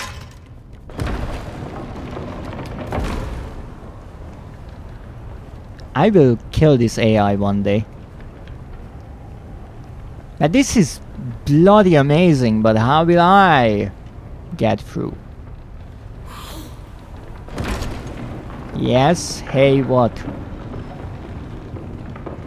But I guess the idea is I have to jump there. I will die, will I not? Absolutely I will. No, no, this is way too quick.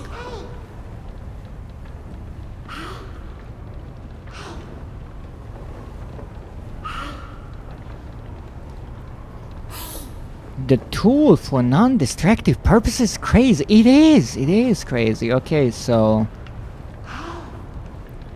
I can call you, but I'm not sure why that is important. So somehow I would need to get this stock. The question is, can Law help me with that?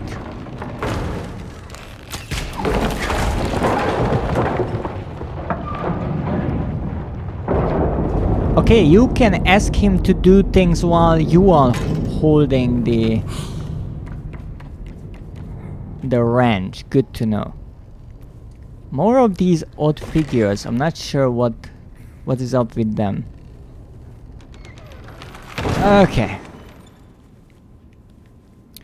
Where are we now? Shit. Okay. This wasn't a trap. Once in a lifetime this wasn't a trap. Are those all feathers in this pile? That's concerning. I feel bad for the poor bird. Yes!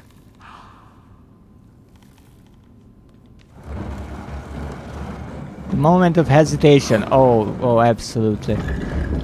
There's also a marking on this stone, and from this side it kind of looks like the eye symbol.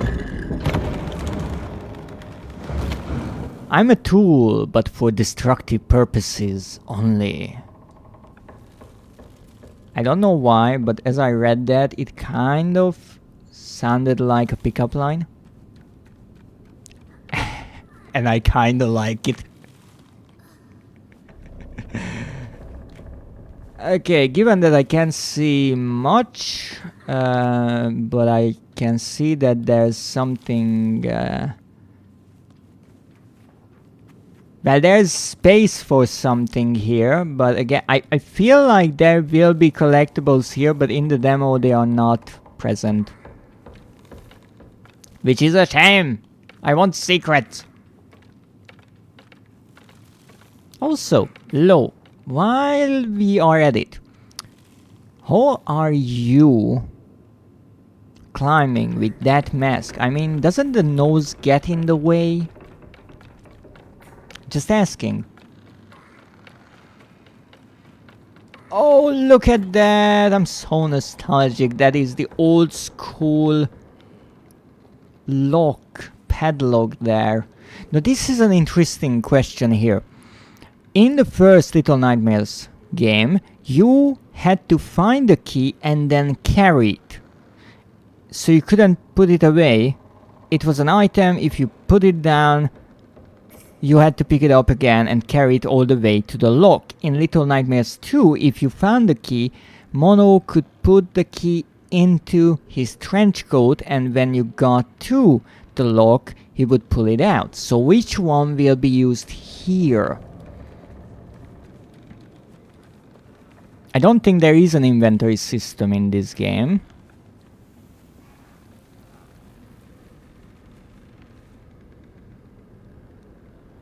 Okay, so one nice thing. On some platforms, as I have shown and demonstrated, you can just walk off. Here, you can only go left and right. If I try to go up and down, the character will not fall down. So it's a linear path. You don't have to worry about taking a wrong step and falling down, which was really tricky in some of the platforming of the previous games. Oh, look at that. That's a lot of cogs.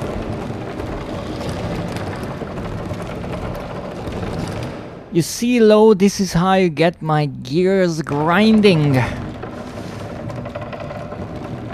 I really do hope so. It won't turn out that we are siblings or something, because I will make more romantic jokes than you can imagine. Ah, that! Okay, fun fact, my depth perception did not get any better.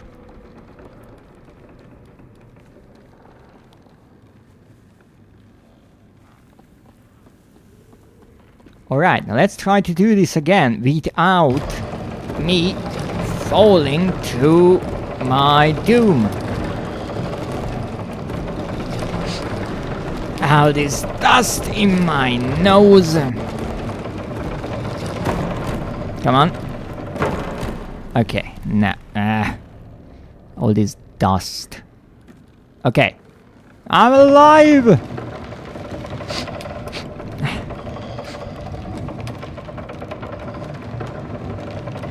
Alright.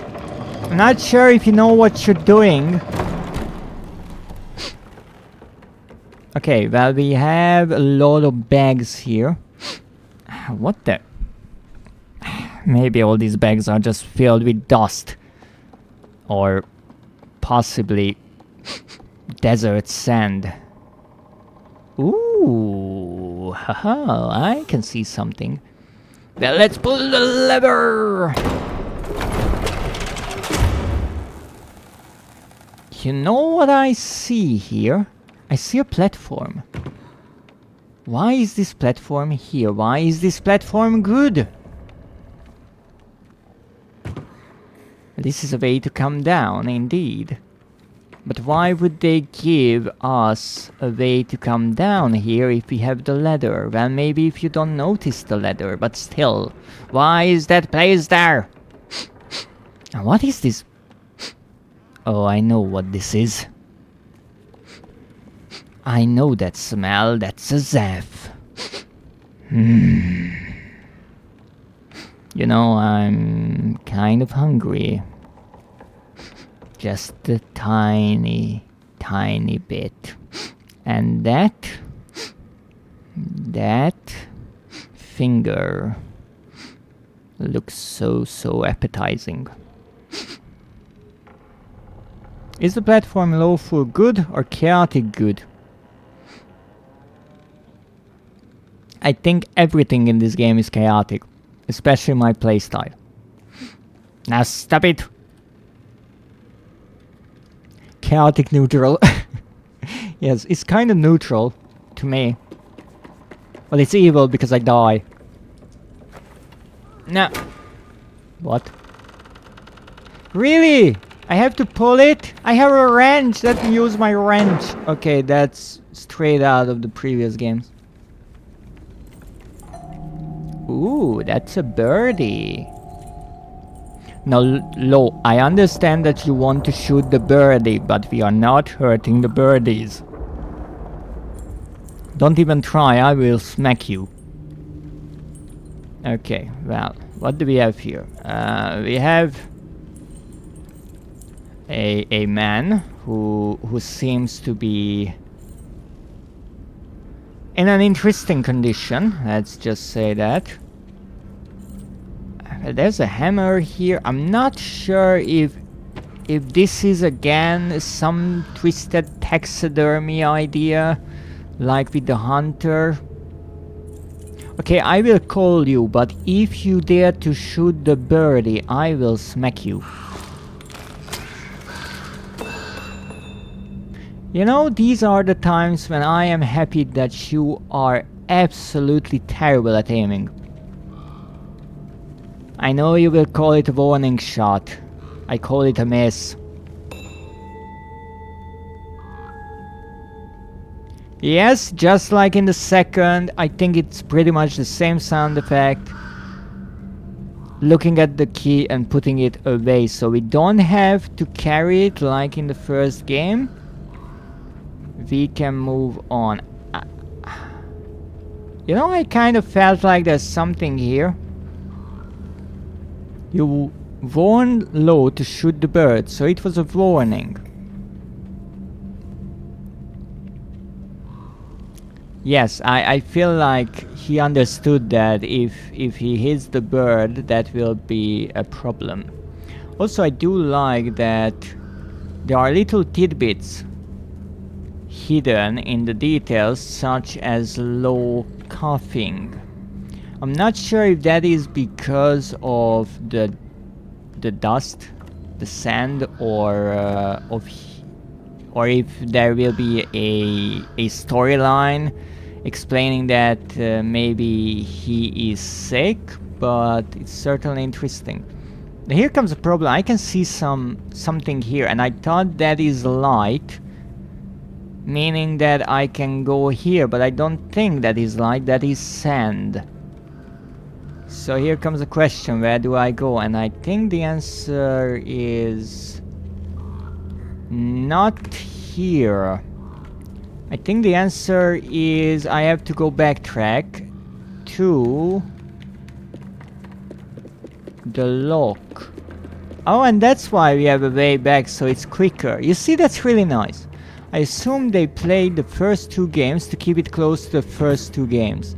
I'm honestly sure that the developers played the first two games a lot. They hopefully got all of the developer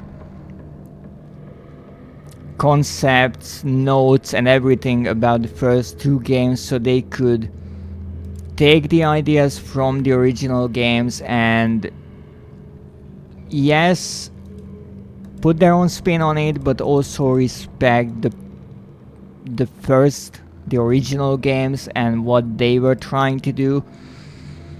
And since they have those games, they have the assets, the files, the animations, they could reuse some of those, and you could say that's a bit cheating, especially because it is a different studio and they are kind of copying the previous studio's work, but again, it is the publishers.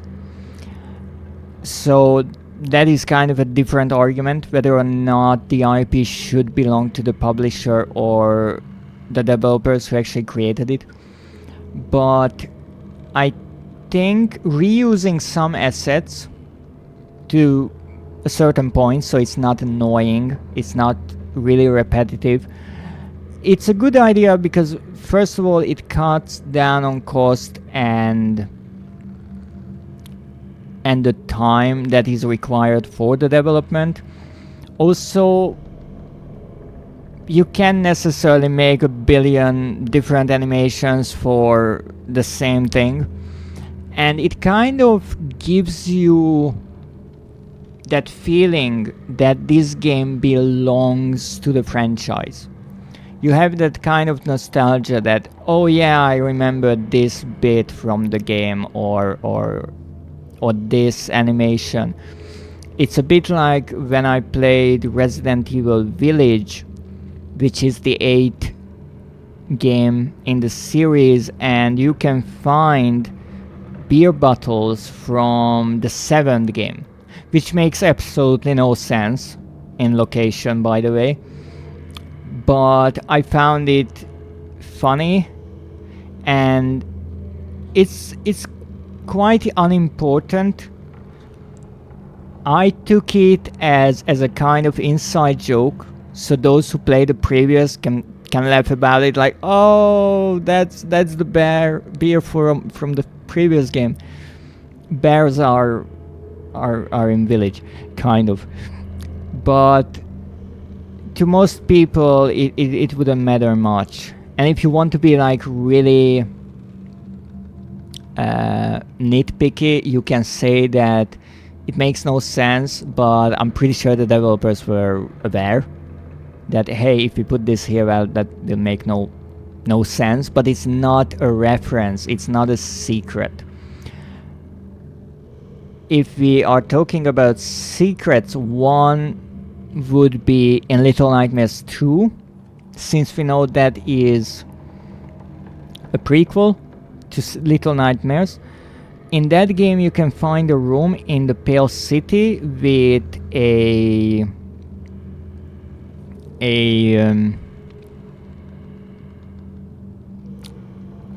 porcelain doll or statue, the same one that depicts the geisha or the lady from the first game. That's the exact same item as the collectibles in the first game, in the mall. And I do believe you also see a painting or something of the lady. And when I saw that geisha statue, I was just happy that, hey, they made a reference to the previous game. And I kind of hope that with the third game they will also not necessarily tie it into the previous two, but at least give like a wink to the players who played those games. Because as much as I understand that, you know, this is a somewhat uncomfortable situation between developer studios, because I mean, maybe those developers know each other, they are friends. I mean, they worked on similar titles, and now here they are working on the same thing, but one studio kind of lost their creation, and now the other one takes over. So this is a tricky thing. However, I really do hope that they dare to address the previous games as well, and not just bury those, because sometimes with certain games, when a new studio takes over or something changes, they just try to bury the previous games. They never talk about it. They are like, those don't even exist. And I don't really like that, because look, the developers worked hard on those games, no matter what the heck happened since. Those games are some people's favorites. And if they are good games, then let the newer generation of players also enjoy them and talk about them the same. That's how I feel about it. And it kind of reminds me of Resident Evil, when they kind of reinvigorated the franchise with Resident Evil 7 Biohazard. Capcom really rarely mentions 5 and 6, even though those were some of the highest selling Resident Evil games, because those were more action oriented and the players kind of had enough of that, and that's why they went back to the horror roots with 7. But still, those games exist. So just because the reviews, the feedback wasn't that good, a lot of people play those games, a lot of people enjoy those. So I understand if they don't want to make those kind of games again, that's fine, but don't try to just make them not even exist by never mentioning them. And that's why I'm always happy when they have a post or something and at least they mention, like, yes, we created this game once upon a time. And there are many. There are the old games like Resident Evil Outbreak, I do believe, which will become important with the next game, Apocalypse. No, it's not called Apocalypse. My apologies, that was the working name. With Resident Evil 9. And it's always nice to see that the developers talk about the previous games, and it's not like, no, we want you to forget that we made those games. It's not like that. Look, if you already created it, then at least respect the work and the players by talking about it. And I understand, again, in this situation, there might be a tricky situation talking about them, because they are not working with Bandai anymore, but I'm sure those contracts had some interesting clause about what they can share. But the new studio and Bandai themselves, they can still talk about those titles, and that's why I'm happy that whoever pre-orders, I do believe Little Nightmares 3, will get the enhanced edition of the first game on consoles. So much like the one that you saw, the enhanced edition of the second game made by Supermassive Games, I do believe the first one gets a similar treatment. I'm not sure who's working on it, but that will also release. And I'm really happy that it's not like, okay, this developer studio is out, we forget about the first two games and we start fresh with the third. No, they say it's all together. And thank you for the hydrate and the stretch.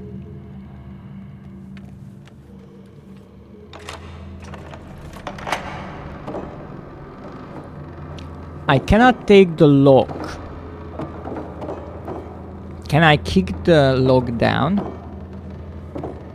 Yes, I can. Is that important? Not at all. Now here's a lever. Do I want to pull this lever? I'm not sure. What do you think, Lo? Can I close this door so I can actually see what's behind us? I actually can. That's amazing. Of course the door opens on its own. And there's not much here, if I can say such. Where's Lo? I know that he's not out of frame, but I sure as shit can see him. What the heck is the... Oh wait, this is not a lever. This is a hatch.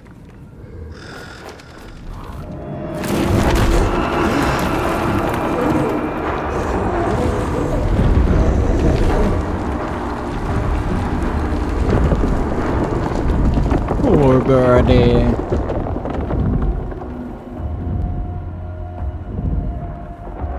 Well, they call no more. So Lo, how are you with kids? I don't necessarily like them, and I mean, this looks like a really young one that is really big. It's not a good combination. What happened? I do feel like one of the boss fights got teased here. Come on! Ah, that's it. Do you think it's a good idea to come outside now? You know, after seeing all that? Also, what's with the people here frozen in time? I'm not necessarily happy about it. And why is this one missing its head? I know I'm asking a lot, but I mean, you're not doing much of the talking, Lo.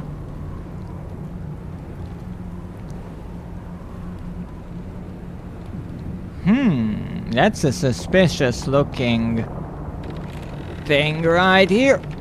Come on, help me.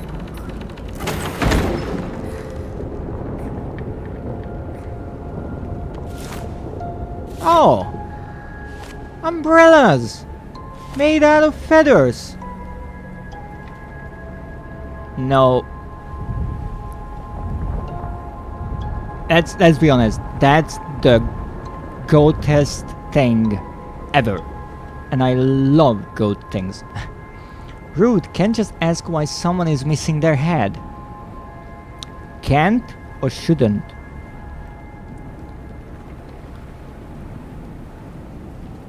Also, I have to say, whoever put this together, it's a good idea, because you see, when you have skeletons in your closet, you open the closet, they fall apart after a while, and then you have to put all the bones back, and I mean, the skull always just kind of rolls out. But if you put them in a nice bag like this, and you also pay attention to tie a noose around their neck and fix it to something, well, it can't fall out anymore, and you can just push it back. It's like an instant jump scare. Lovely, isn't it? I recommend. Now, I did see some air draft here, and apparently we need our umbrellas. Look at this. Oh! Wait a moment. I want to see if I can go anywhere else. No, I don't think so. Alright. Wow. And they said I can't be Mary Poppins. And I say fuck the haters. Now then. Now I do believe that I can slide down here using my wrench. Would you look at it? A multi-tool, and again an eye in the background. And if I'm not mistaken, Lo uses his bow. Okay. Not much I can interact with here. I mean, I don't know what this is, but I can interact with it, so I guess that's good. Oh, I understand. Lo, come here. I need your muscles. Or whatever you have. All this dust. Ah, at least we're inside, that's good.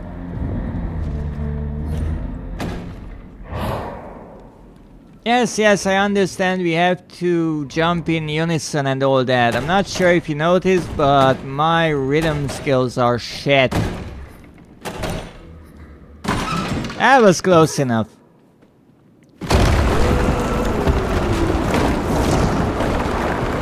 Yep, I think that's a good idea. Sprinting, wondrous idea. We should really try it out now. Did the AI just die? I wanted to do that, not the game. Freaking hell. Alright, well, at least that wasn't on me, hopefully. Okay, let's run. And this time don't die. Okay. Are we still running? I mean, do we have to run? That's the question. Because maybe the game wants me to run, but what if I'm like, no, I don't want to. I want to look around. Any hidden things maybe in the corners? They loved hiding things in the corners. In the first game especially. Don't you hate when your umbrella gets stuck on stuff? Okay, here I am. What's this? I have not the slightest of clues, but I picked it up. What the heck is this?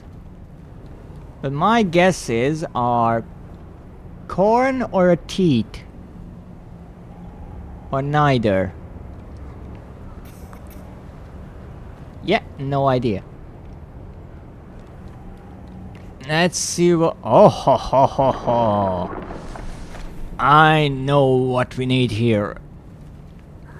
Me and a lot of aggression. You see? That's why you don't piss me off. Because I will bonk you. Actually, can I bonk you? If I try to bonk you, the game will not let me. Oh, so we can use it going down as well? Oh, we can dampen our fall. Isn't that lovely? What an idea. An umbrella. I like it. Alright. Give me a hand, or rather two.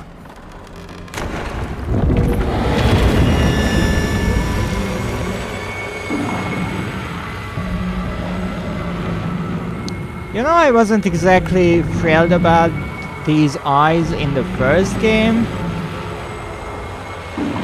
And it didn't change much since.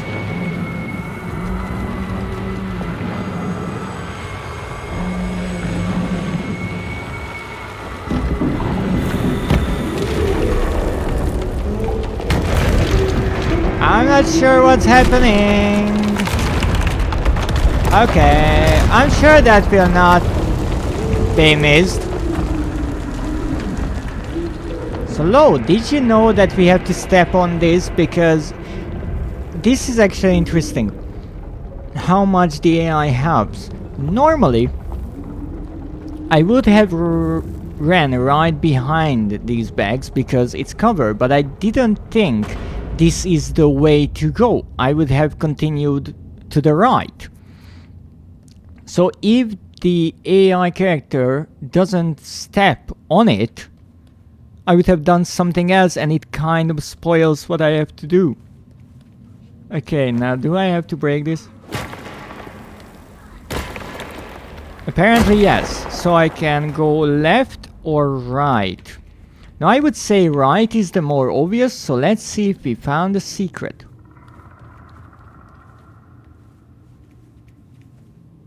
Lo? Where are you? Okay, this is spooky, I like it. What's here? Okay, so this is a room that will definitely hold some sort of a collectible. I wouldn't be surprised if it had like a gnome or a static figure or something like that. Because you see there is the light shining on this one spot, and I'm sure there is something missing here. There is an item here in the full game. And this looks like a... I would want to say a library, but I'm not sure if those are scrolls. They are little pots. I'm not sure what this place is, but I find it really nice. However, right now it is unfortunately empty. And interestingly, Lo did not follow me there. But lovely secret. What? Wait. There are balls inside of them. Squishy balls, I might add. What? What happened to these people?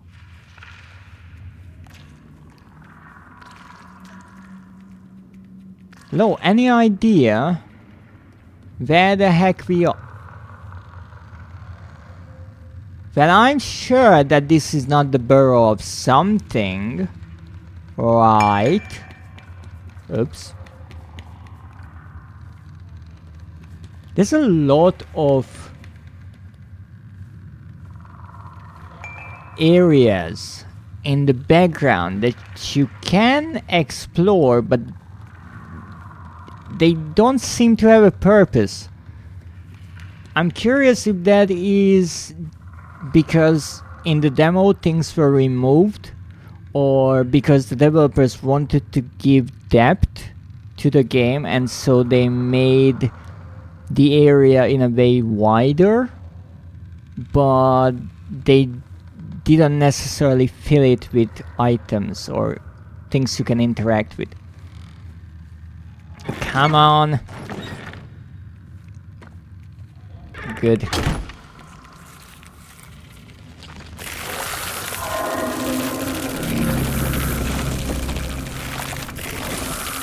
Okay.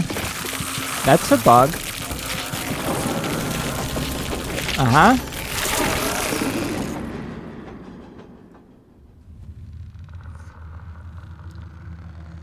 So I love that the AI can die. It's really lovely. Except I have no idea what I would need to do here. So do I have to run, or do I have to fight, or what we are doing here? Yeah, you shot it, and now I back it.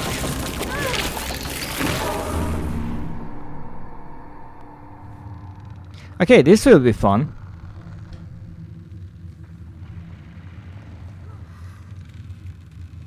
This will be really fun. So I have to put the wrench away. So apparently this is a one-hit kill kind of scenario. Interesting that both characters can hold the hatch up. Okay, so one has to shoot them and the other has to smash them. I don't... Oh goodness, no. Okay, so what happened there, I woke up to the creature because you don't get a lot of time. And I wanted to whack it, however that is the same button as grabbing something. And I guess because I was close to low, I couldn't smack the bug, instead I grabbed his arm. So this will be fun. I guess we're trying again.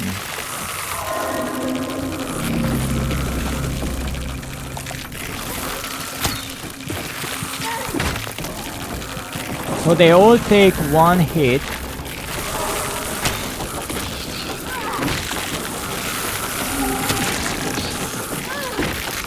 Okay.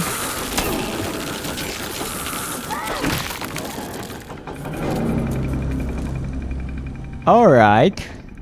That's interesting. What surprises me is how unforgiving the game is in this sense, because if you cannot smack them in time, or let's say you hit one of them twice and you don't have the time to run to the newer one, then it gets up and just jumps on low. Now, if maybe that character is played by a player as well, then they can jump away or run away. But like this, if you mess up once, it's game over. Now there's a hole there, so maybe I can get there. Okay. I have to say a flashlight would be freaking lovely. But I like the bugs. I don't know what these bows are still. Maybe they have to do something with the bugs. Now, Lo, what do you say? Should we climb into this spiral hole? I guess it will be fine. This is really spiral. That is not a random pattern. Something. What are these? Onions? I really have to take a closer look. Alright, the good old climbing mechanism. Sideways, that's nice. You can still jump and fall down. That's also nice.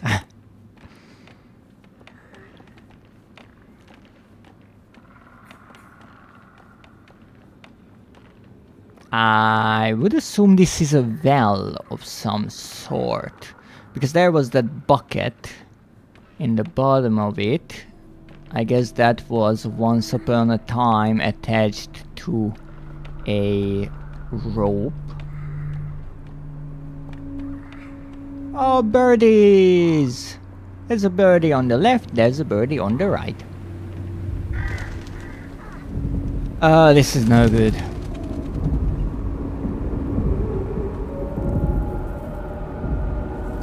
You know, though, I guess this is a great time to mention that I really do not like kids. But I have a feeling we have only one way to go, and that is forward. And now that I think about it, this does not seem like a way to go.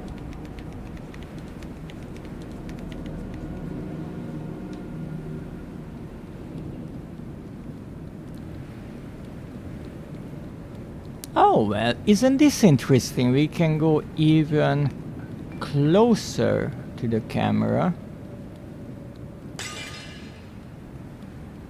Who was that? Lo, stop destroying the environment. Ooh.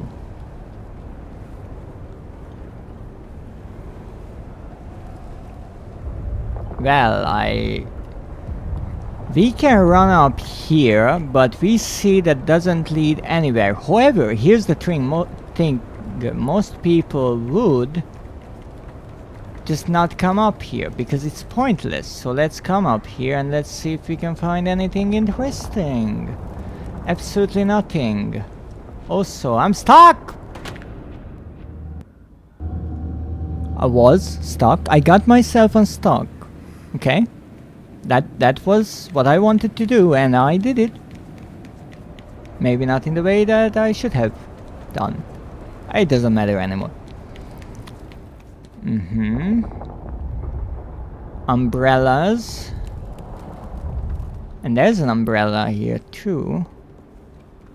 And bags of feathers. So the people here made umbrellas out of feathers. Why? No idea. Stuck and dead? Dangerous. Yes, it is indeed really dangerous. This place is not at all friendly. But you can ride the wind!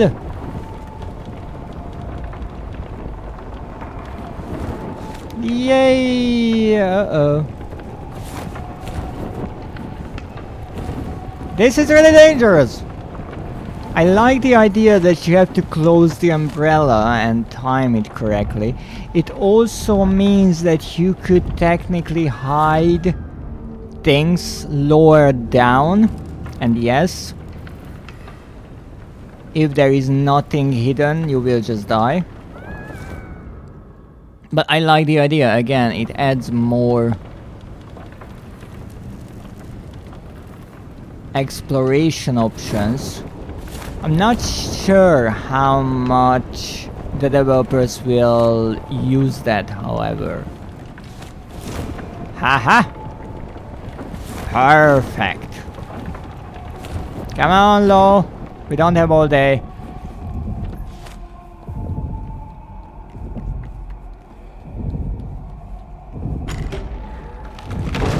And I find it really interesting that more and more we move not only left to right, but from front to back and vice versa.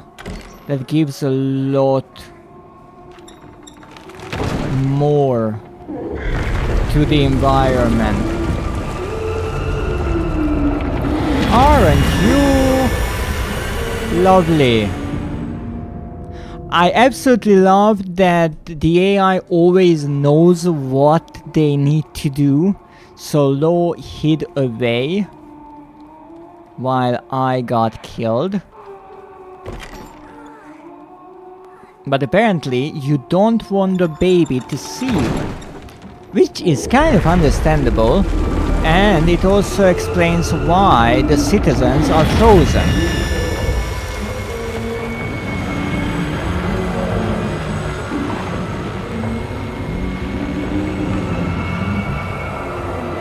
That's creepy, I like it.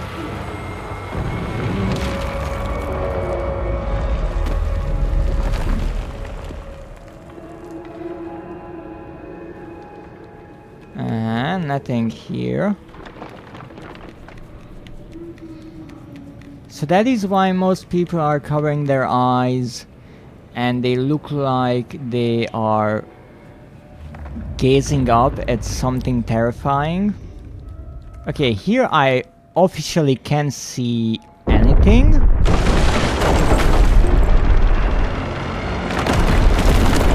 I think I found the worst possible hiding spot. Yes, I really feel like I did.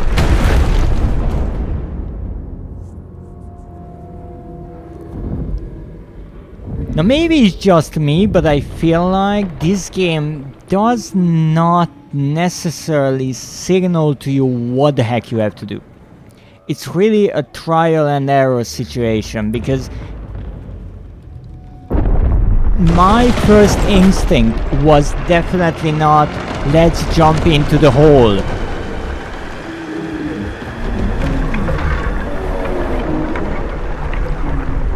Whereas the AI showed that once again that's what you have to do. So interestingly, with this game,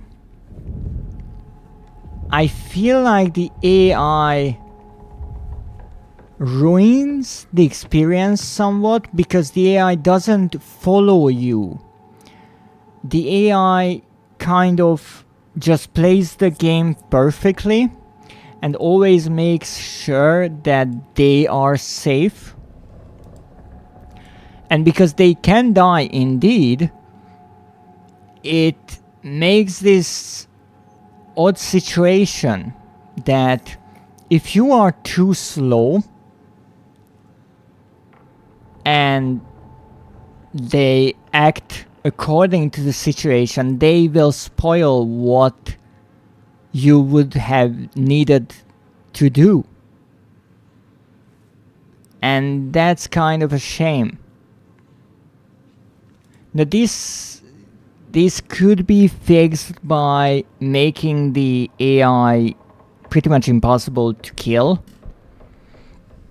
And yes, it is a bit silly that, for example, in a situation like this, I jump down at the last possible moment and the AI jumps after and they still survive because, let's say, the rocks clip through them, or in the previous case where actually he died in the collapsing room when the baby appears. In a situation like that, I would more easily accept that the AI just cannot die and they clip through some of the ruins rather than spoiling what I need to do. Because in all of these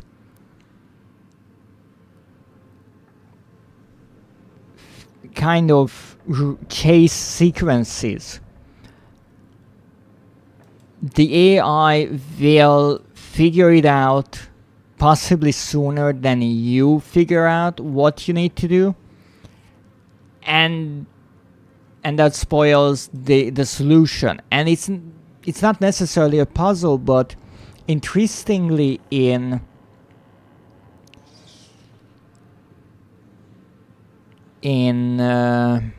the first game, whenever a chase sequence started, I kind of felt like I got a, not necessarily an obvious signal, but the game suggested that, look, now you want to run. And it's a tricky thing, and I understand that, but with the sound effects, the soundtrack, how the game map is set up, how the map is designed, you can tell a lot. And here, partially because it's dark, so maybe it will be entirely different when I play it with a higher gamma setting, but here I find it a bit like you are thrown into a situation with every room and you just figure it out. And that's okay, but that means you will die, like a lot. So in this case, when the baby looks in, well, doesn't look in actually, but reaches for this toy, oversized toy. I was first thinking, I need to hide. So I hid behind the toy. That's the worst possible hiding spot. So then I ran to the rocks where Lo was. Because, well, the baby is there and I'm trying to hide from them. Because it was established before that they are dangerous. Even though, again, I'm not sure if the baby is seen before this or not. Because this is not the entire experience. Obviously, this is just kind of cut out of the middle of the game, probably. But it was established that the baby is dangerous. However, we never saw that their eye can turn you to stone. Now, with the eye on the wall, I knew it because I played the first game. But again, let's not assume that everyone played the first game who plays this one. So I'm curious if there will be a scene where maybe we see someone who's alive, even a bird, in the distance, and we see the baby look at them and they turn to stone. And then through showing us what happens, it not only explains why there are these statue people all over the place, but right away we will know, okay, we not just run from the baby because they will grab us or something like that, but we need to hide from them because they will look at us. that was kind of missing, so I died right away there. But after that it is established, so in this case I tried to hide from the baby, except this time they were not a threat. The threat was the ceiling collapsing, but that wasn't obvious because he has the baby lifted up the ceiling but then dropped it back, and to me it wasn't something that I necessarily expected in that moment. And then you would need to run to the center of the room into that hole, and I mean, again, the AI kind of spoils it, because even if you think about it, and I mean in those few moments when you were watching the cutscene with the baby picking up that item, I'm not sure if that's what you are really thinking about, but you see that whatever they pick up, it's like halfway in the ground, so you can assume that there is a pit there, but it's not like an endless hole, it's quite shallow. But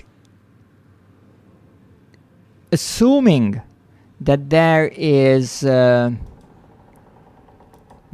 tunnel leading from there, it's not really logical in my opinion. So it's tricky. I feel like many of the situations that you are thrown into, you don't necessarily get the information you would need to survive it. Now maybe for some players it will be super obvious, fine, but for me it feels really trial and error, which is alright, but it changes the experience a lot. You are thrown out of the experience all the time because you die, because you die, because you die.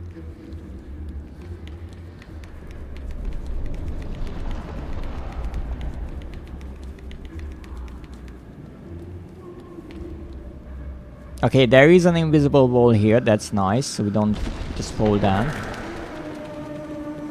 So for example here, I hear the baby, I think the baby is nearby, I try to hide behind the statues. And it's really clever, that's a nice design element, that we see the shadows of the statues. So you can run and move between their shadows. Except here it wasn't really needed apparently, but it's a good misdirection.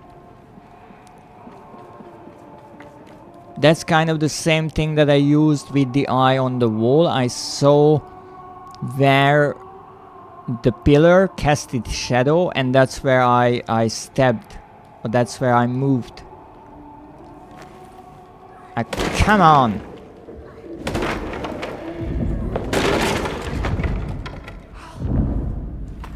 I'm not sure if I should be making this much noise. Now, can someone explain to me what the heck this is? I'm sure this is some children's toy, and it's on the key art, but I could not figure out what the heck this is called.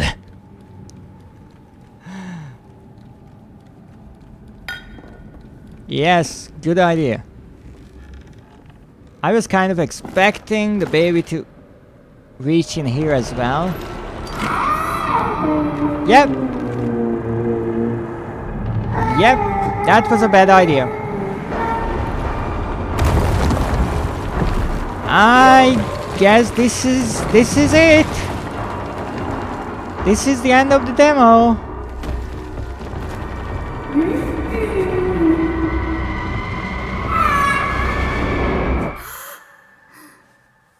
Wait. All that was just a dream? And also, where the heck am I? That's low. And I'm alone. And that's a really tall bed compared to them. And the padded room. Oh gosh, the baby looks... Wait, it's a doll. Indeed, it is a doll. And that was someone's shadow. So that was just a nightmare of sorts. Or it is presented as such, who knows. Thank you for playing. Pre-order Little Nightmares 3 now. Buy. No, I'm not buying. Thank you. Indeed, it is a doll and it looks pretty creepy. So I guess they really nailed that part. It's clever because they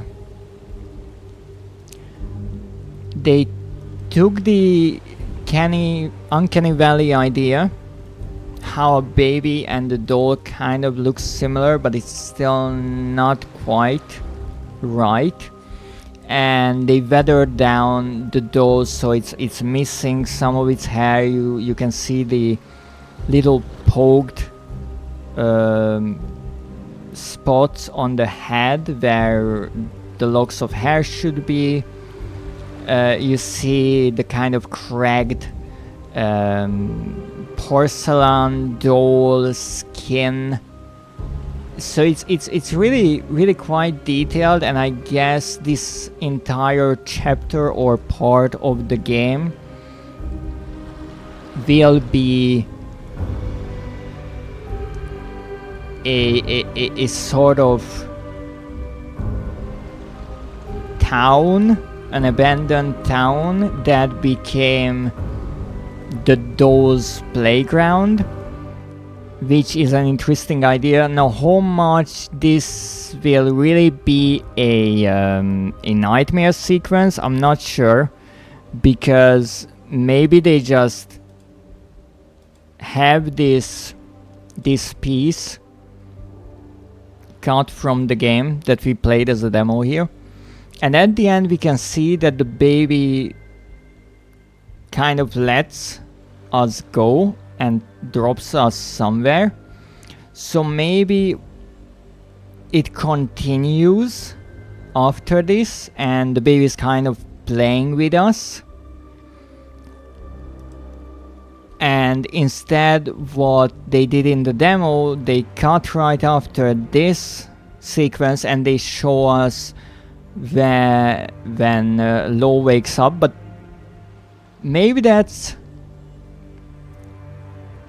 more of like the beginning of the game,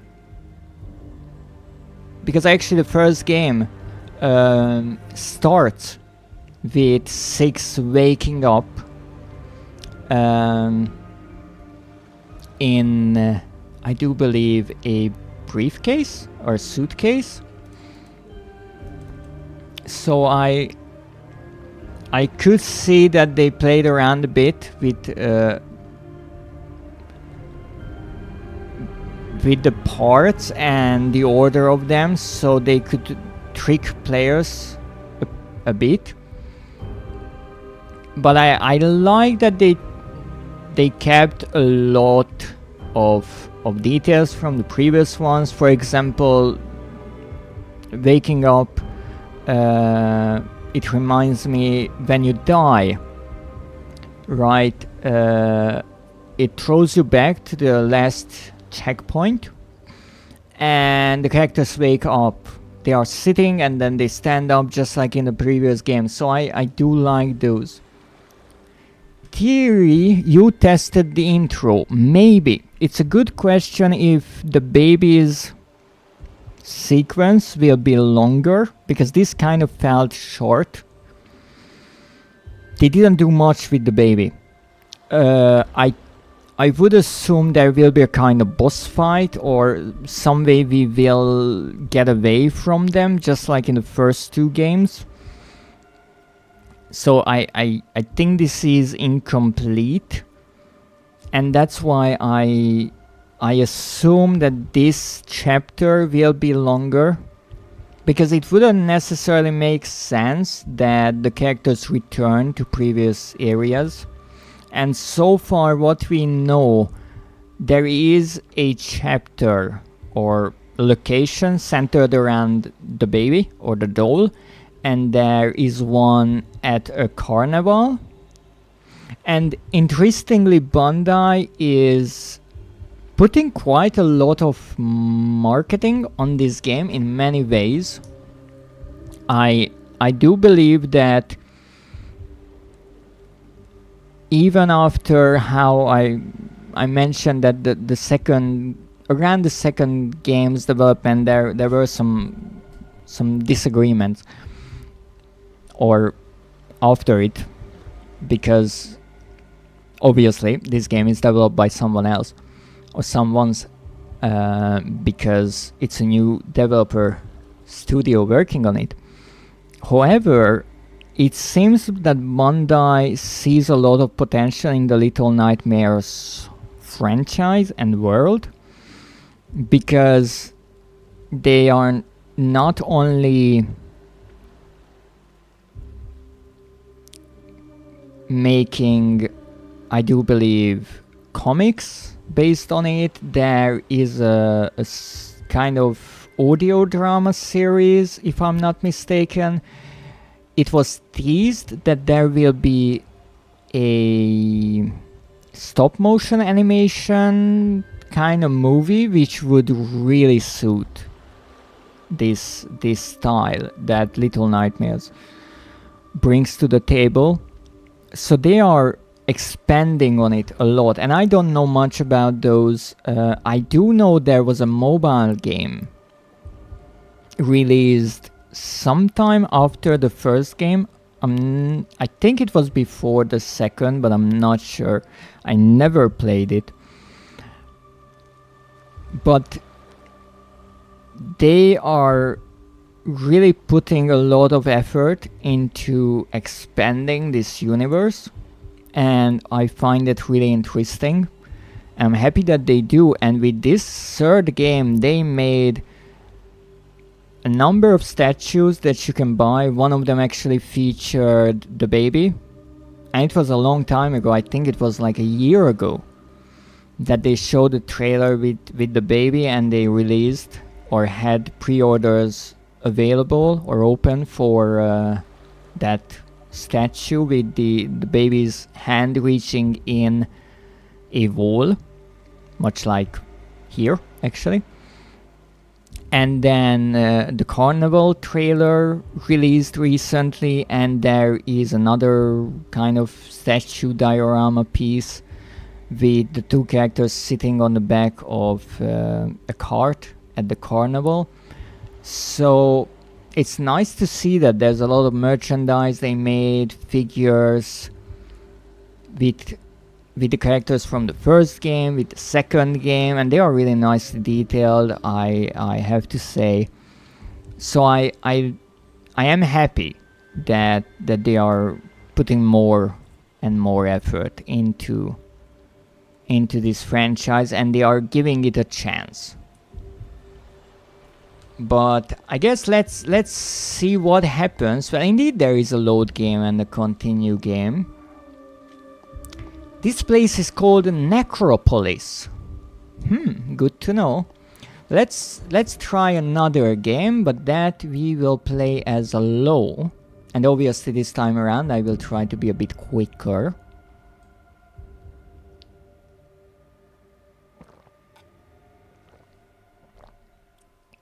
And take a sip of my drink, because that's really important. Don't forget to hydrate. I wouldn't want anyone to turn into a cactus.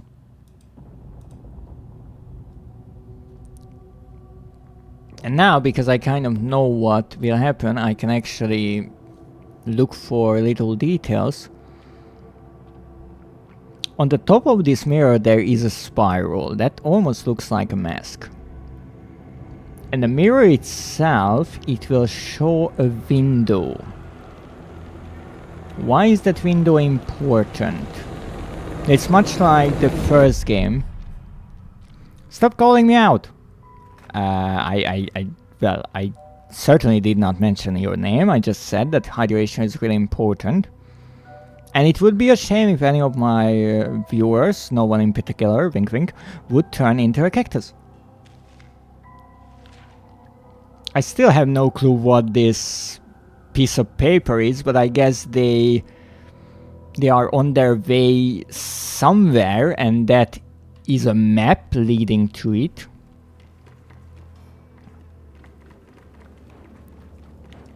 This looks more mechanical. Everything is metal. This door is like a submarine. You can see a gauge up on the wall there, and the little bell that reminds me of ships. So I feel like this is the end of one chapter and the start of another. And this is the desert of Necropolis.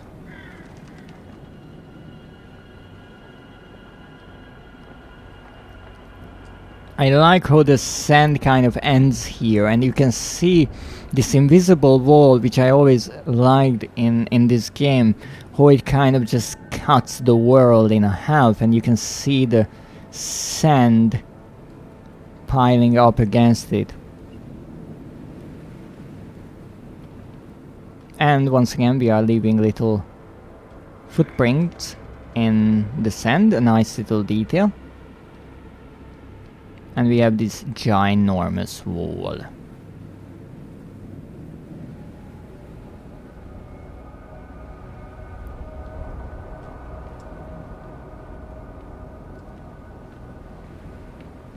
And this is the part when you can pretty much play with one hand, because all you have to do is hold onto the ladder and go up. But we can look around if we want to. It's nice how the closer parts of the wall are blurred and the farther away points are kind of washed and faded away in the sunlight. I do like that.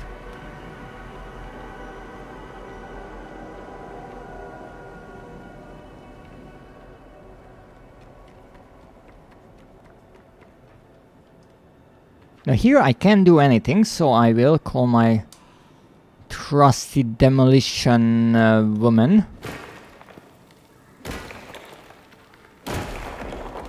This is great, I don't have to do anything, just walk.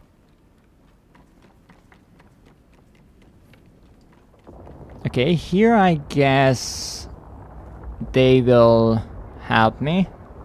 I don't have to say a word. Lovely. Let's speed run this. So for example here, again the baby's toy is here, but there is no clear indication that it was the baby who caused all of this. And now I'm curious, how will the bow work? So it kind of aims on its own. You just have to look or move in the direction of the target, which is nice. And hopefully you have infinite arrows, because otherwise this would be really tricky.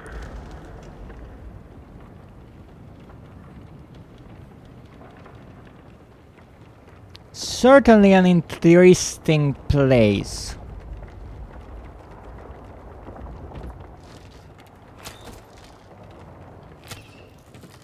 But don't you tell me you can't aim that high. Okay, let's go back up. That's nice that you can go back up. You don't have to do everything again. Of course, I fall down. Oh, you narrow little box.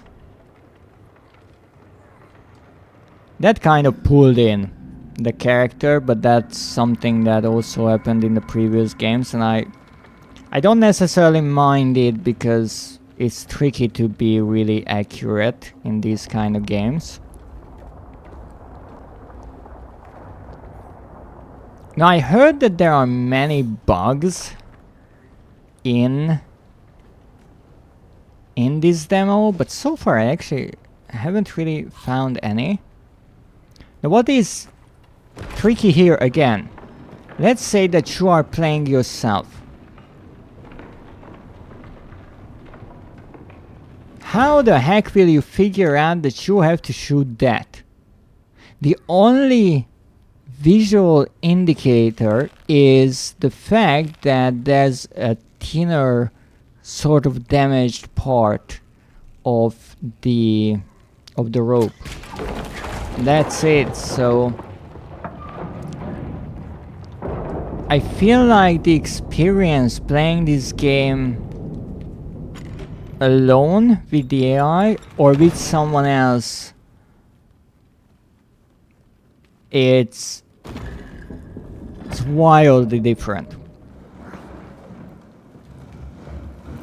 If you are playing with someone, then you will actually have to, at least one of you, figure out the puzzles. If you're playing with the AI, it will be mostly figured out by the AI and you will just go along.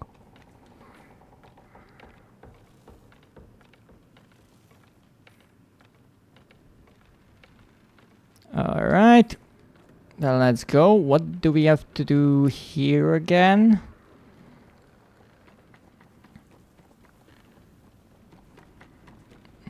Oh, no, this will be interesting because who needs to do what exactly? Wrong way, my bad.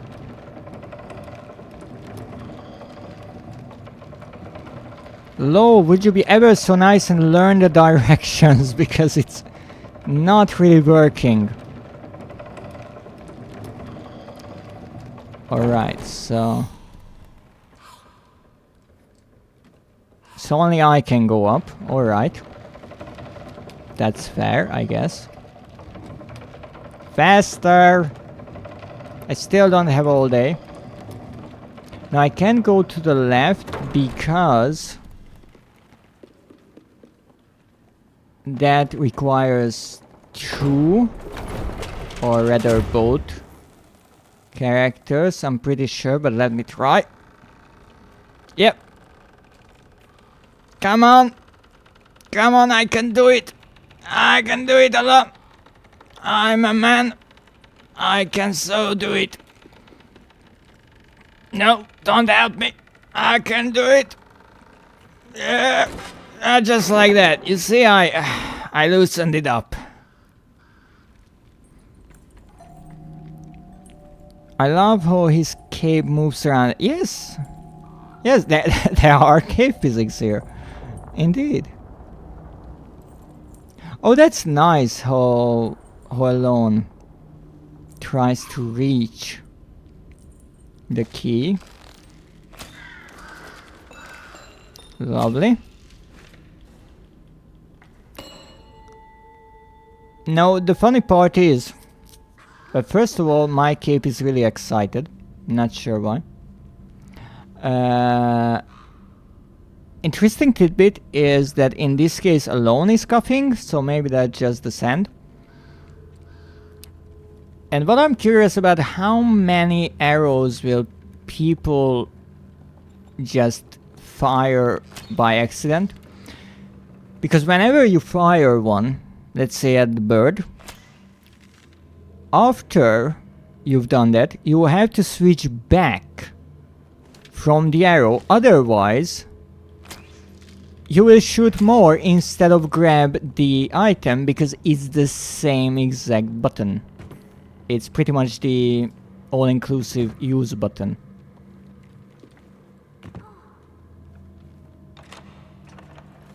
Now, why some animations lag or are lagging? Not sure.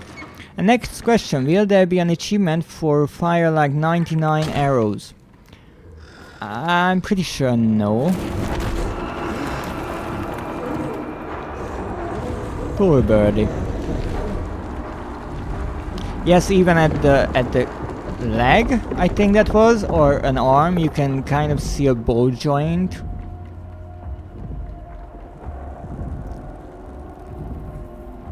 I don't think the trophy list is out already. But I would assume it's somewhere...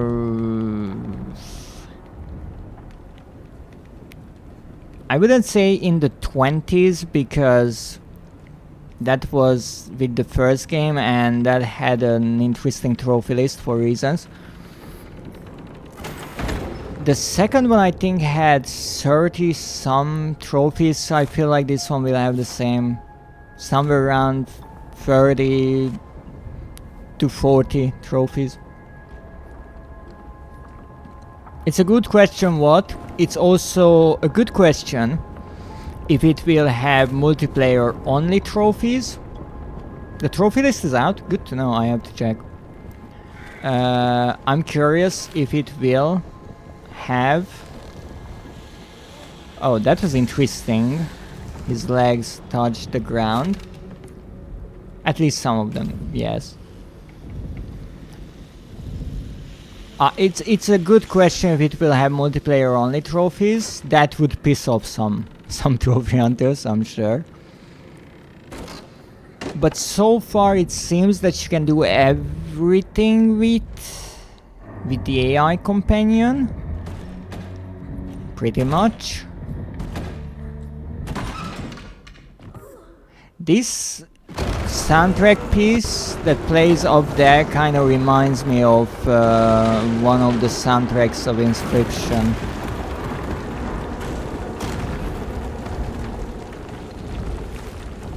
You know what? I'm not with. You see again, the AI already went up by the time I even got here and started thinking about what the heck I have to do. Now, be useful for once. Looks like there is at least one arrow and bow achievement. That's good, that's good. I guess that is to be expected because, again, pretty much every aspect or mechanism of the game will probably have some sort of trophy or achievement. I'm sure there will be something that works as a collectible, hopefully secret, at least based on the level design that I've seen so far. It feels like there will be some secrets. So you see here, I would have ran here for sure and not there with that button. Now yes, you can see that there is a somewhat lowered stone slab there, and it has the eye symbol on it again, which we saw already work as a pressure plate earlier. Now what's interesting is that we had to get on it for the lift to start working. But I still feel like the AI should be following the player character more and not necessarily know what we have to do. Now I'm curious here if I can get her to break this wall, because this is not necessary, it's a secret. And indeed we can. I don't even think. Yes, she will not come in here, so this is obviously a secret. I see. Hydrate and stretch. Thank you.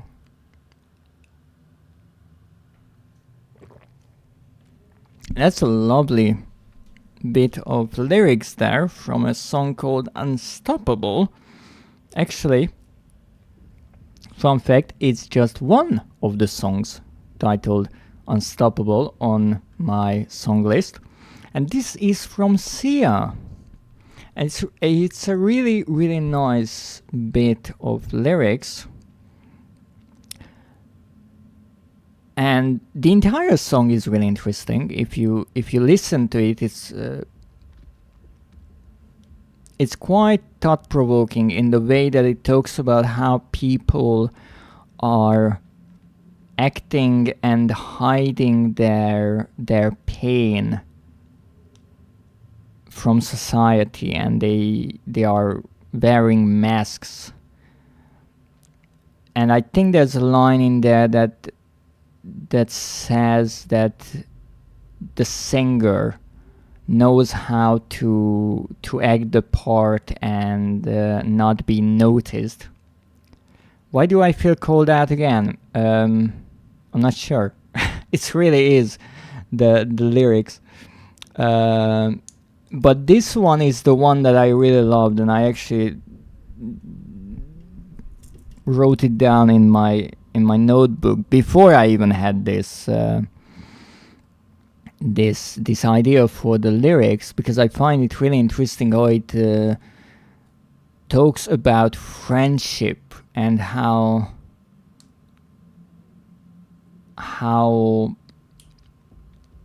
it says that to become friends and to deepen a friendship, you have to not only show your good side but your bad, not only the strong but the vulnerable.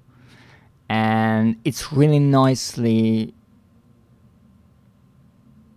summarized pretty much in these two lines. I'm not sure how the singing part is. That's a problem with many of these, that I would need to hear the song itself to know the kind of melody. I've heard that to let your feelings show is the only way to make friendships grow, but I'm too afraid now. I think it's something like that, except it's sung well.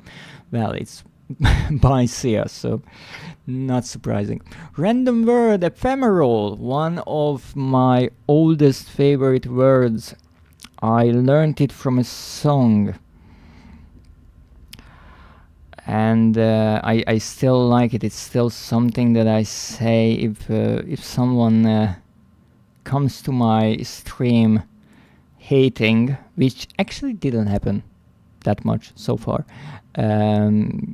I like to quote it.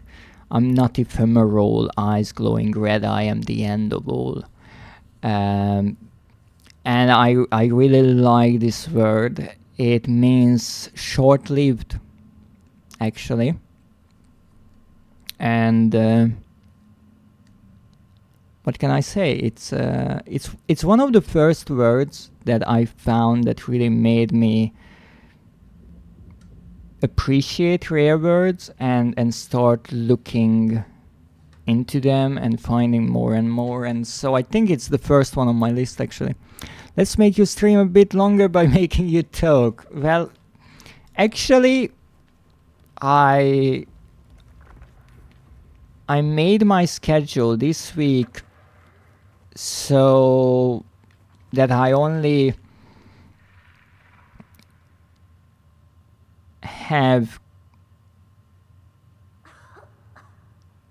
kind of smaller titles, and every day I only listed one. And so my idea was, well, if we finish this demo in like 20 minutes, I will play Killing Floor 2. That was kind of the plus game in case there's not enough content. But with this game, I started thinking about how I could talk about maybe the changes from previous ones, or even one of my pet peeves with the third one, the pre-order bonus, which I will talk about if I have the time after I finish the demo. But apparently we have plenty of content if I do take my time, and I do take my time.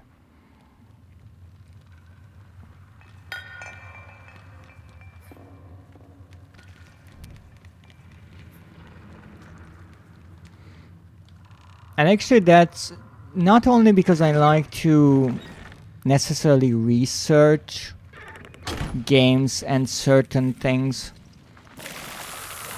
Alright.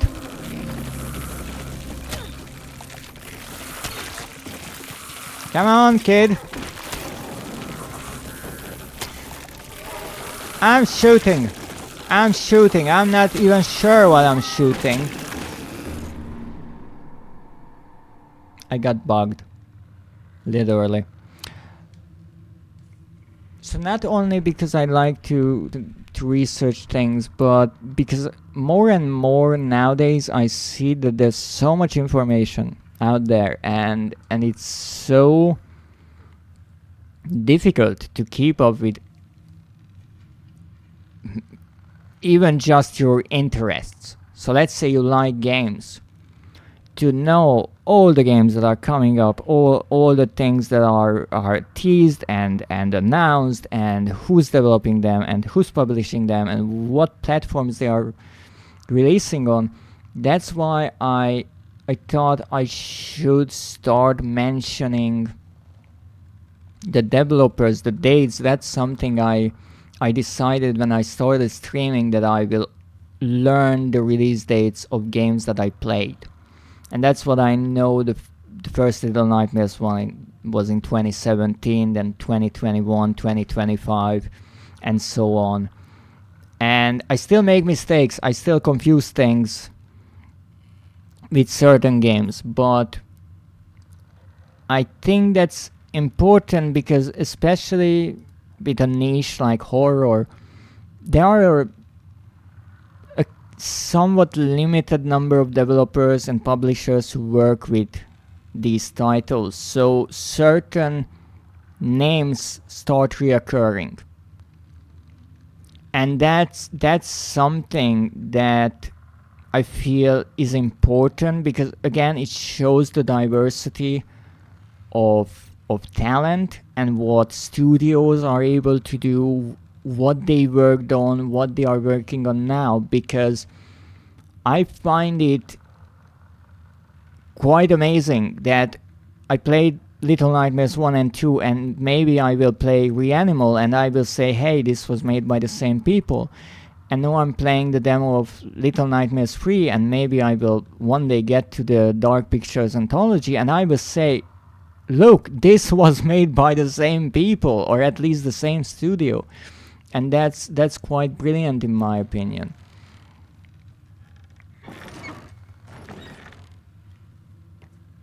Now let's try not to die, which will be tricky because honestly I do not understand the combat system one freaking bit. So when the bug is kinda hovering, you have to shoot them, but some of them are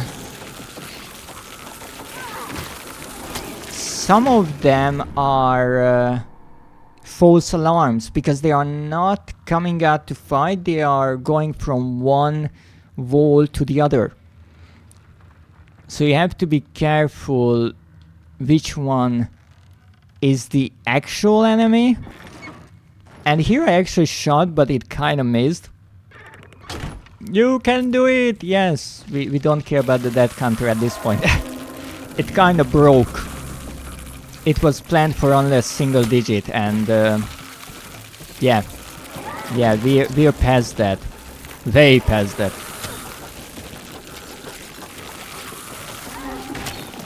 But it's a tricky thing, because I will be honest, I do not see what I'm shooting at.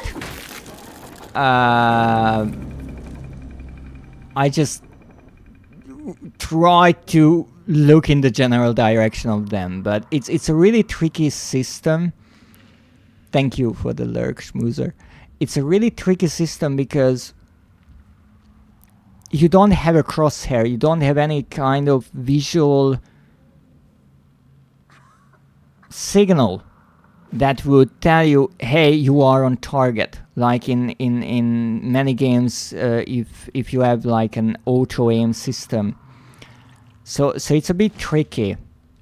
Also, I really have to put away my arrow if I want to get up there. Alright, I don't know why I couldn't get up there first, but I blame the darkness. I'm pretty much blaming everything on the darkness in this game so far. So I guess these balls are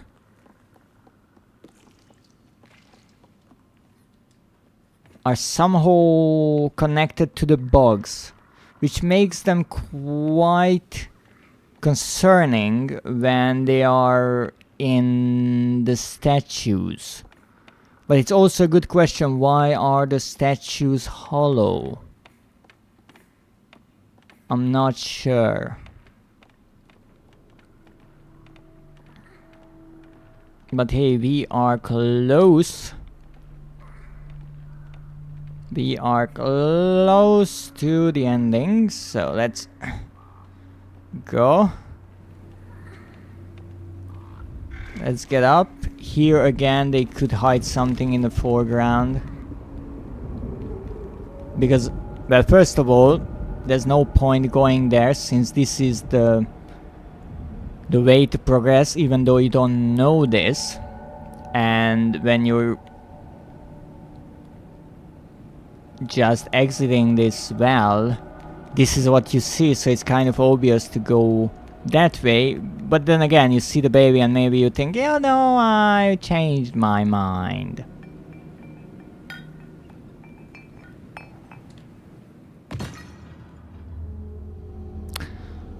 That was a physics experiment. I mean, it was an experience as well. The question was whether low or the base will fall faster. I think they kind of hit the ground at the same time.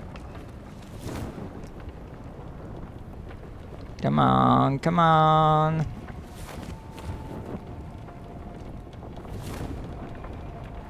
Whoop. It's a really nice idea how you can close and open the umbrella. I have to say that that's something that I find really fun. Alone. Of course you are alone because you get lost.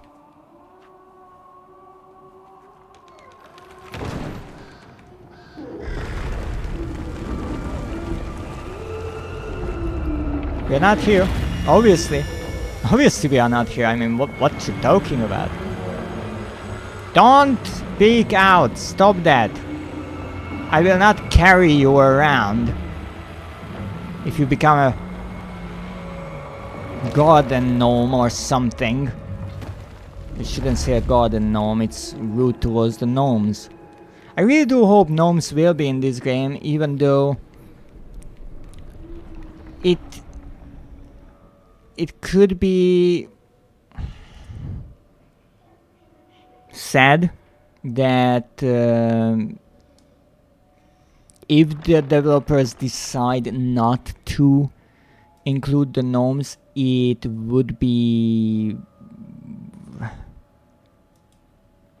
understandable in a way, since this is a different place and the gnomes were somewhat tied to the mole, even though, well, there was that one in the Pale City that we can find in the DLC, but I'm not necessarily sure if that is there for story reasons. It can be said, obviously, that one gnome kind of got away there, which makes sense, but I think it was more like a wink to the players.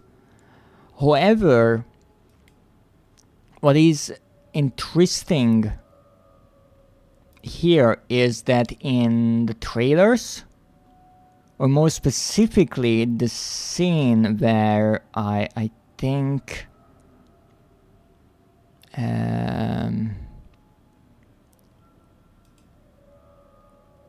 the the pre-order information is shown at the end of the trailers, there is a gnome showing the release date. So they didn't forget about the gnomes, and I have a feeling at least they will get one secret to show the players that, hey, the gnomes are still here and they are still adorable.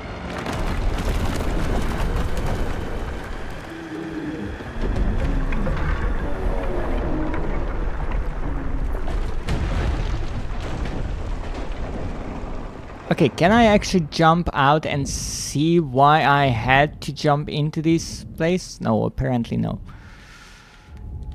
Really? The previous place I could go back to.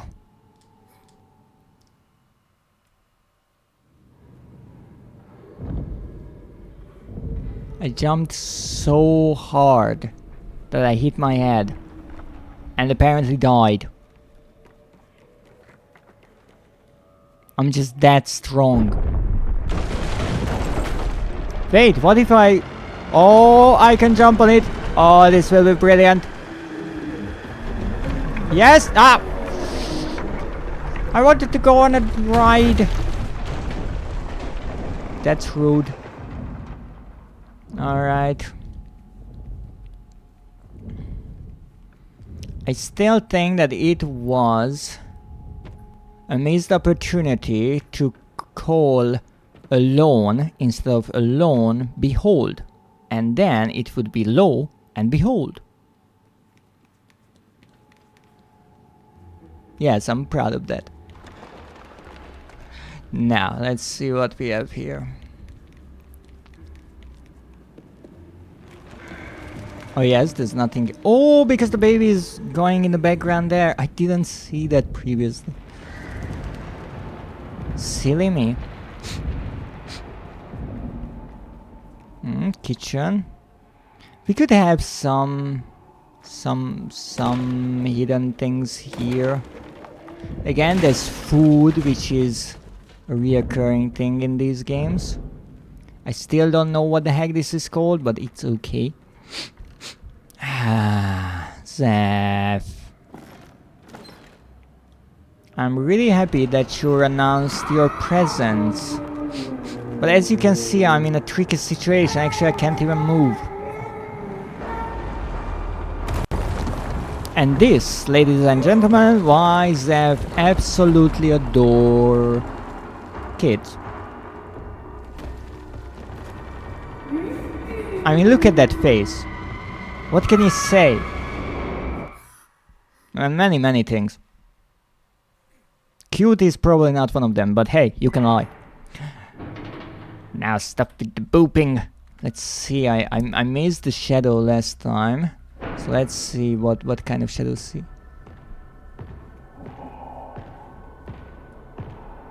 Whose shadow is that?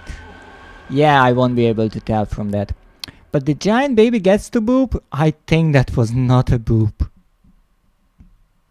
But hey, okay. You can boop, but I can boop you back. I think that's only fair.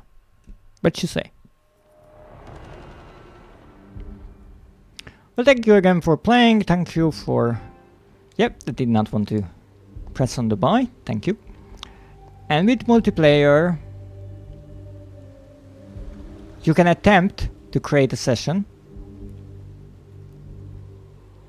And press X to invite a friend. We recommend using a voice chat while playing. And you can invite your friends on that specific platform. Are you sure you want to leave the session? Yes. And I think that has been it. Okay. That's how you play? You want to pull the monster's tail? You will get booped. That's what you get. Got your nose. Now, with this done, I think we are pretty much done for today with the game. That is. But there is one more thing that I want to talk about regarding this game. I mentioned it before on my stream, but now I have Bandai's store open here. Oh, isn't that an adorable little thing with a gun? Oh, that's cute. What you doing with that gun, huh?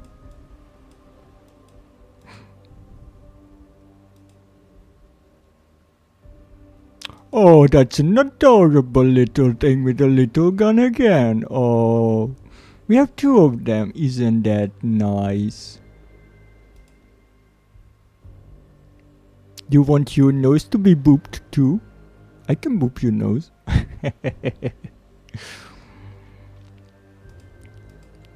So let's get the proper page open, and that is this one. And this is the Bandai Namco store. More specifically, the page of Little Nightmares 3. And now I can ramble about why Bandai slightly pissed me off. You can also see the ginormous baby in the background. And now that I look at it, I think that's a bug on the right in that hole, and I wouldn't be surprised if there was a raven somewhere here as well. But the point is this. You see, when this game was announced and pre-orders were opened, I decided that I might pre-order it if I get somewhere with the rest of the franchise. Now with the first game, I know that the first game is good. I played it before and I played it on stream. I really enjoyed it. But as I mentioned, the speedrunning kind of no death run trophy, I really felt like that's kind of impossible. However, I tried it, I practiced, and with my wonderful viewers, I was able to get that trophy. So I got 100% in the first Little Nightmares. And even though I haven't played on stream the DLC, the Season Pass, because I still don't have it, once again, you can help me out if you want to watch me play through that on my Throne page. But I feel like I can do that.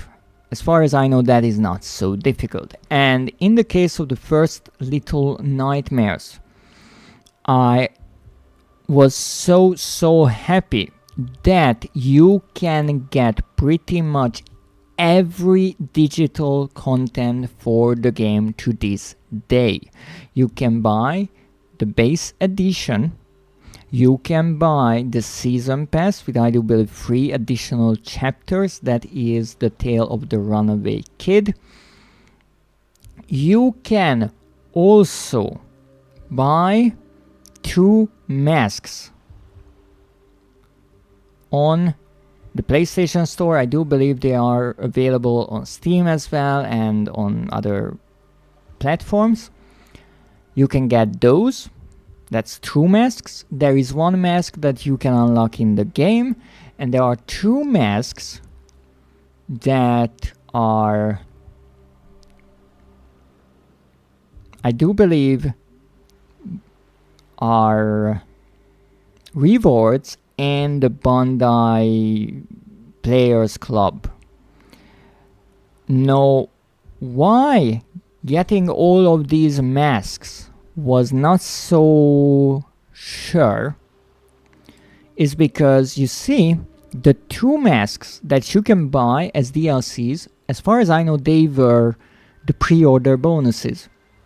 And Bandai made them available later on as DLCs, and I really appreciate that.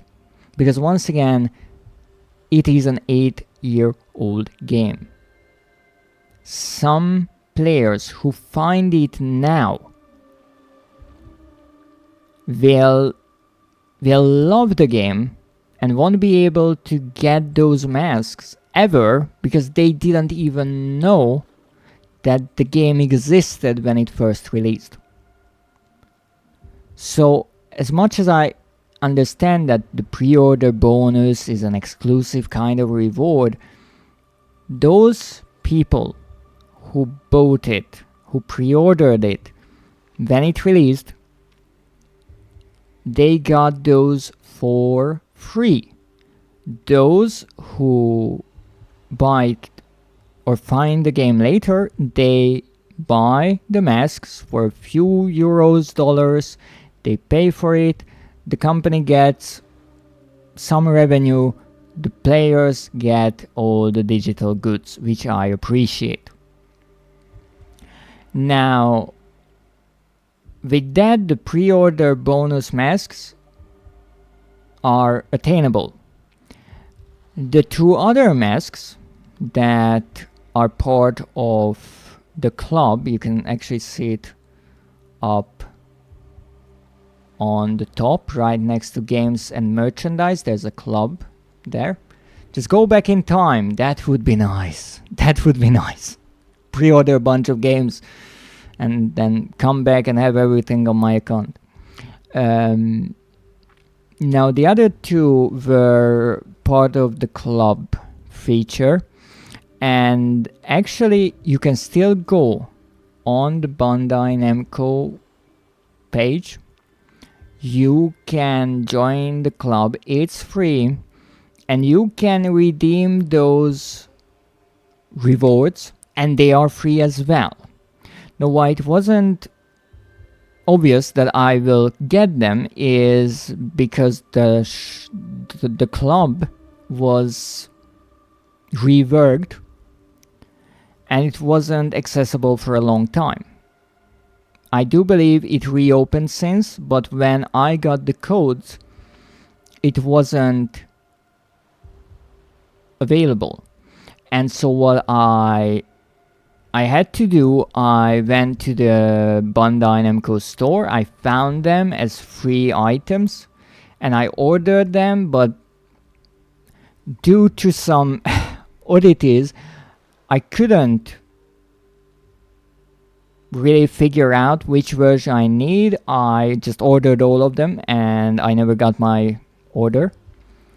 And so I sent an email to the customer support, and they straightened everything out, and I got the appropriate codes. So once again, I would like to thank the customer support of Bandai Namco, because they were nice, they helped me out, they were quick, and I greatly appreciate that.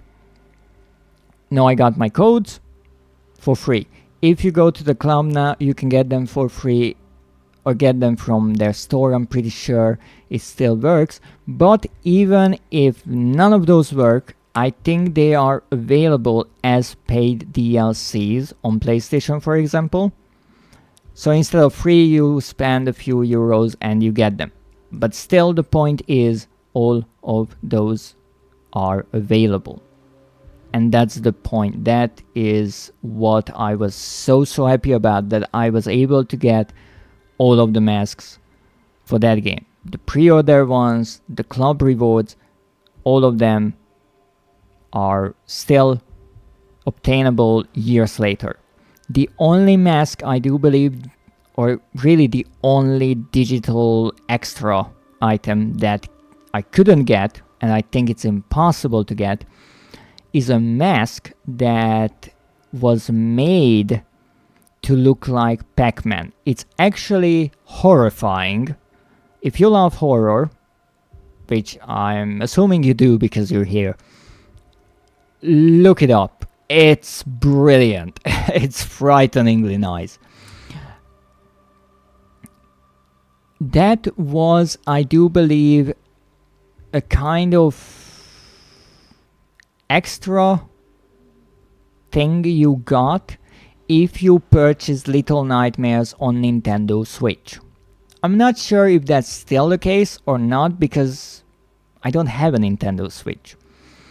Me personally, I play on PlayStation, so I'm around 99% sure that there is no code in existence that would make the Pac-Man mask that is exclusive to Nintendo Switch available on PlayStation. It just kind of doesn't make sense for me.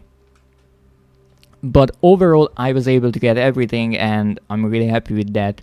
And I hope one day I will be able to finish my adventures with the first game. Now with the second game, I played around with it. I only have the base edition. Actually, I don't have either of the games. I played them as part of PlayStation Plus Essential because they were monthly games. And just like the first one, the second one I played only the base game. But as I explained, there's not much more to the second game. There's only the Gnome's Attic, which you can get with the Deluxe Edition, the Digital Deluxe Edition. And that you can upgrade to really nicely. There is a Digital Deluxe Edition upgrade.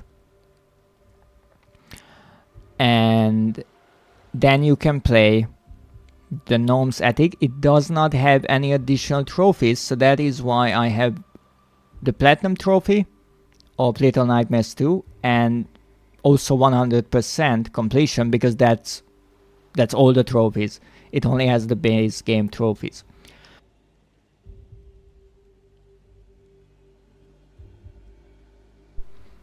Now, the tricky thing is with Little Nightmares, however, the second one, which was kind of saddening for me, is in that game you are collecting hats, and I do believe there are 8 hats that you find in the game. There's one that you get at the ending. There's one, I guess that is the standard one. I can't quite remember it, but I know that if you do everything in the game, you will have 10. And there is a 3x4 grid, so a total of 12 masks. And you can see the outlines of them. And so I wanted to complete that menu of sorts. And one of them is given to those who have the Gnome's Attic and I guess do something in that DLC. But as I mentioned or explained, that you can buy. The other one is a pre-order mask. And unfortunately, that pre-order mask was never made available later on.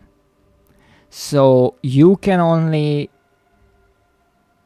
have all 12 hats in that game if you pre-order the game. And again, I understand the idea there, but honestly, I find it a bit insulting in a way that in the first game, where the masks only appear once you unlock them, you can get all of them, and in the second game, where you see the outline of all the hats, you cannot. Because that is just shoving it under your nose, like, you see you don't have this, and in the first game it was like, hey, I have this too. And it's funny in a way, because if you play the first game without knowing about the masks, you unlock the first one after you finish the game. And it has its own menu, and it only has that one mask. And you start wondering, why is there an entire menu for one mask?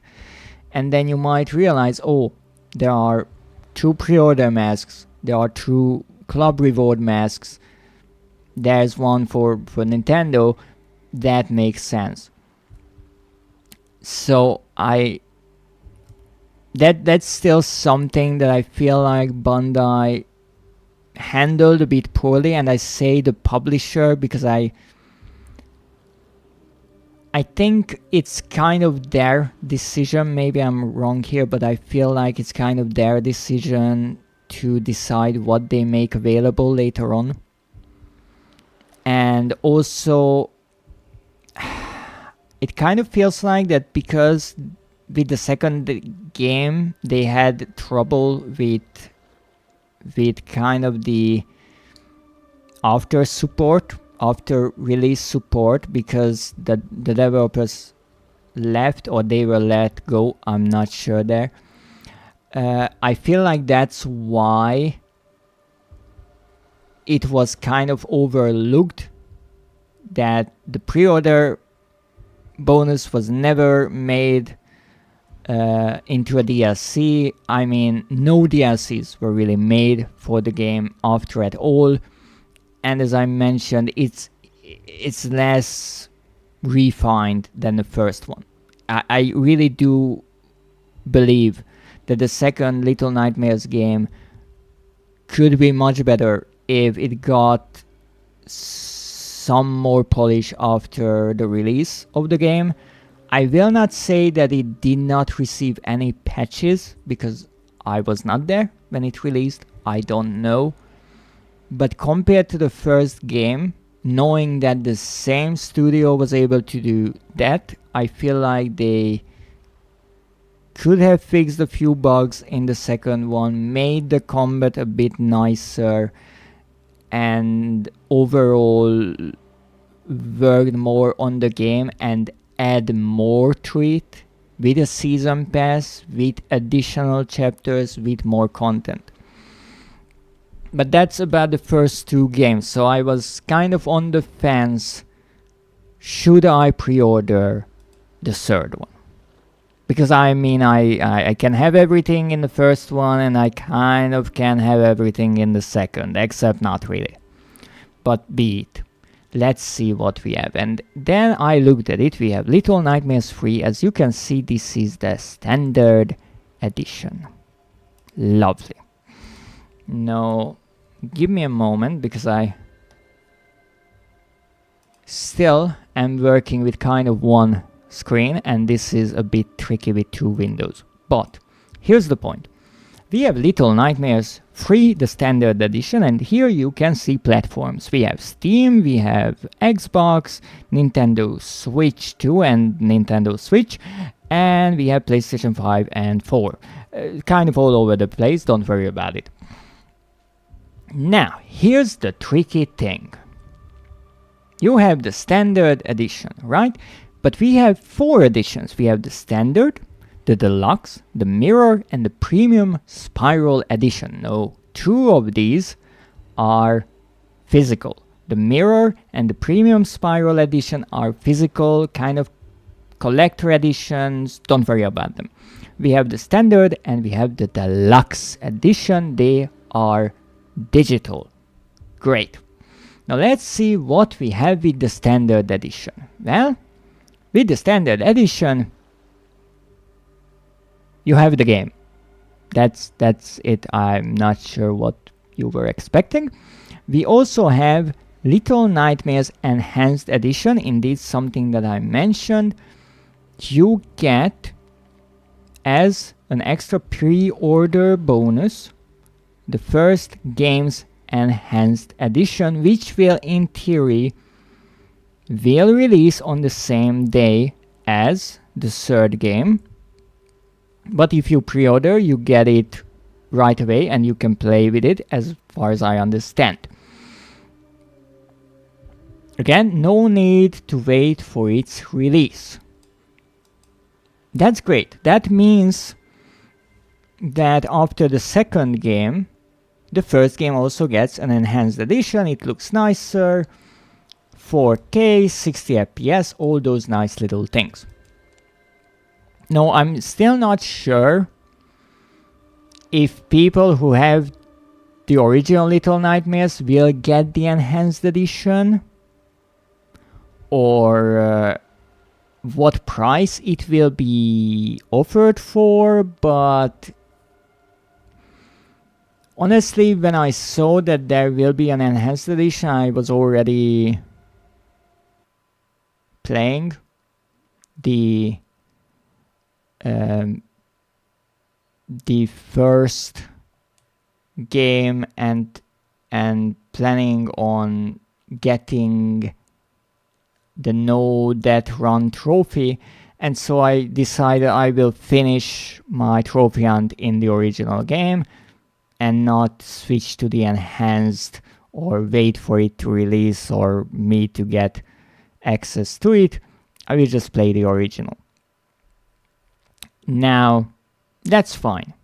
You can, I'm pretty sure you can buy the other game later on for some price. Great. Well, what's in the deluxe edition? It has the digital deluxe content. That's great, that tells a lot. Well, let's go to the deluxe edition and let's see what that contains.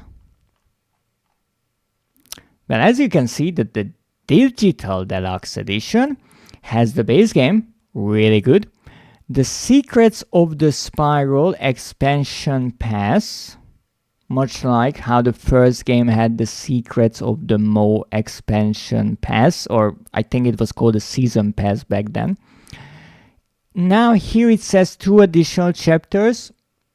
Actually, the first game had 3, but let's not compare them. You also get the Ferryman costume set. I guess the Ferryman will be important in the expansion pass. And we also get the Residence costumes pack. 4 sets of costumes. You can see here we have the lady, we have the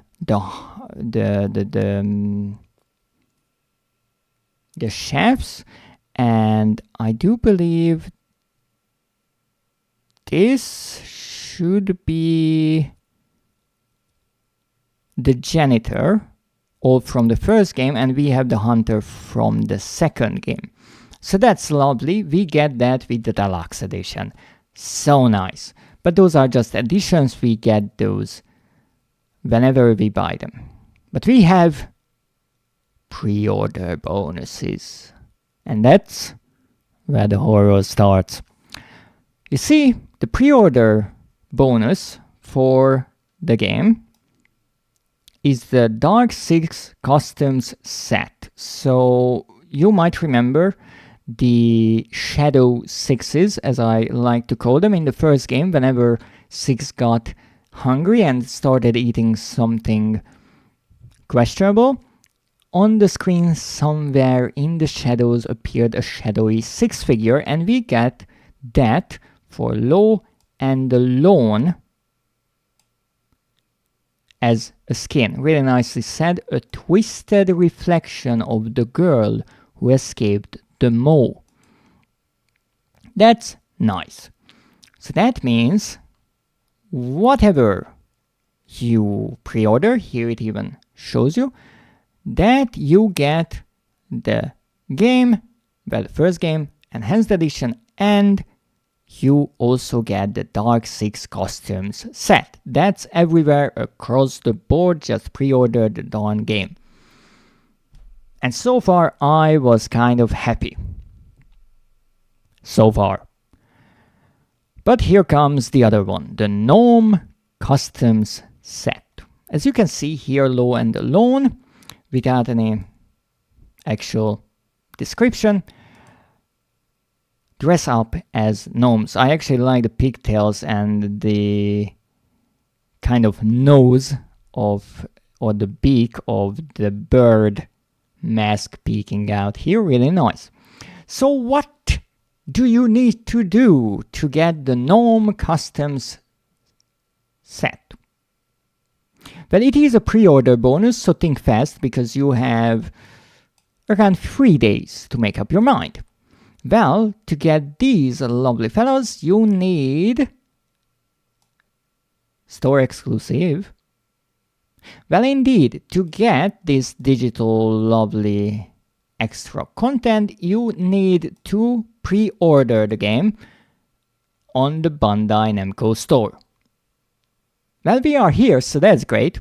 Now, here's the thing. I understand that for any reasons, Bandai would want to make the players pre-order the game on their own store and not on Steam or PlayStation or Xbox or Nintendo or wherever.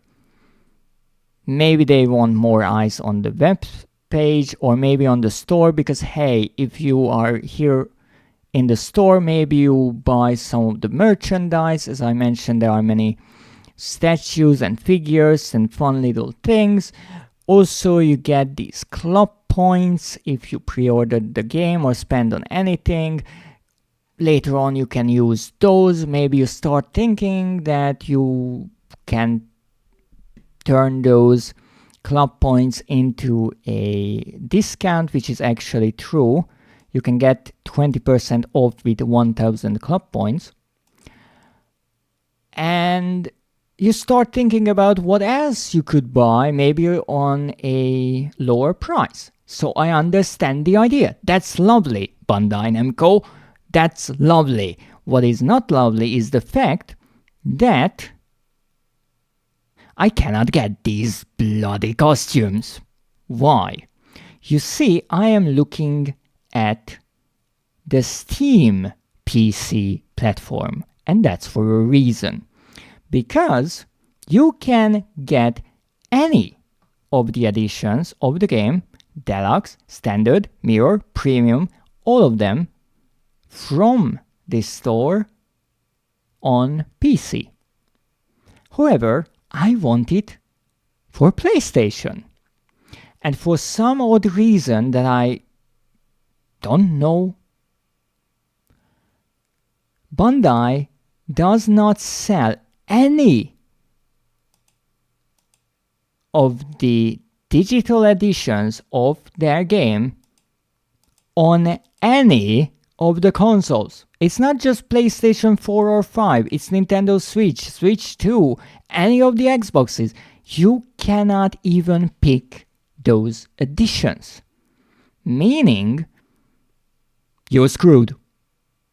Because, yes, you can buy the standard edition or the deluxe edition on any of the consoles, and if you pre-order there, you will get the Dark 6 costume set. You will get the enhanced edition of Little Nightmares, but the Gnome costume set you will not get.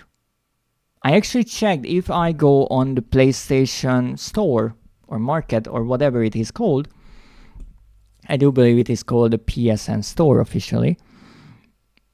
The Gnome costumes are not even mentioned. The Dark 6 costumes are stated to be pre-order bonuses. But I want all, as I mentioned. And here comes the trouble. Because if you are not on PC, or you don't want the game and pre-order bonuses on a PC, you are in a really tough situation. Now, yes, you can buy the Steam key, let's say the deluxe edition, then you get everything. You get all the digital content, right? You pre-order this and you have it on Steam. But that's Steam. There is no way to bring that over to any of the other platforms. So, how can you get this store exclusive pre-order bonus for any of the consoles? That there's only one way that I figured out, and I'm not willing to do it. Since Bandai does not sell keys for the digital editions on consoles, and again, I don't know if that is Bandai's decision or it's something to do with the console platforms. Those companies, maybe Microsoft, Sony, Nintendo, they don't want outside stores to have access to keys or sell them. And I understand that. That's fine. Just in this situation, everyone who is on console is kind of screwed over. Because if you want it for PlayStation 4, let's say, you only have the physical editions to buy. No, the requirement to get the gnome costumes is to pre-order the game from Bandai store. So in theory you can pre-order the physical editions and get the codes, the games, and the deluxe edition as well, because let's say you buy the mirror edition, that will include the game, it will include the deluxe content, 2 additional chapters, the Residence costumes pack, the Ferryman costume set. You also will get the Dark 6 costumes pre-order bonus and the Gnome custom set pre-order bonus. You get everything and a bunch of physical merchandise. But it's more expensive and there's also shipping. So let's just compare on the PC front, because there we'll have all of the versions. If you want to just buy the standard edition, it's 40 euros. You can buy the game for 40 euros. You get the game, you get the normal pre-order bonus, you get the store exclusive pre-order bonus, you even get the Little Nightmares Enhanced Edition, and you only paid 40 euros. That's lovely. Now maybe later on you buy the expansion pass, which I'm pretty sure will be available later on, since they are pretty much a season pass of 2 extra chapters, and I don't think that would be a digital deluxe edition exclusive. Kind of pointless. So you can buy that later on. No, that's another question, if on consoles you can upgrade from the standard edition to deluxe. That's another can of worms that I'm not opening right now, because I know that's quite rare on consoles as well for some other reason, and completely normal on PC. Thank you for the break. That felt quite nice right now. It kind of hit me out of my annoyance. So, with the standard edition, you pay 40 euros. With the deluxe edition, let's say you want the deluxe, that's 60. That's still cheaper than a brand new next generation game. Let's say you pay 60 euros. You have everything digitally. Every pre-order thing, everything that will release for the game later on, everything that is a deluxe edition content, base game, everything. Boops nose with a brick.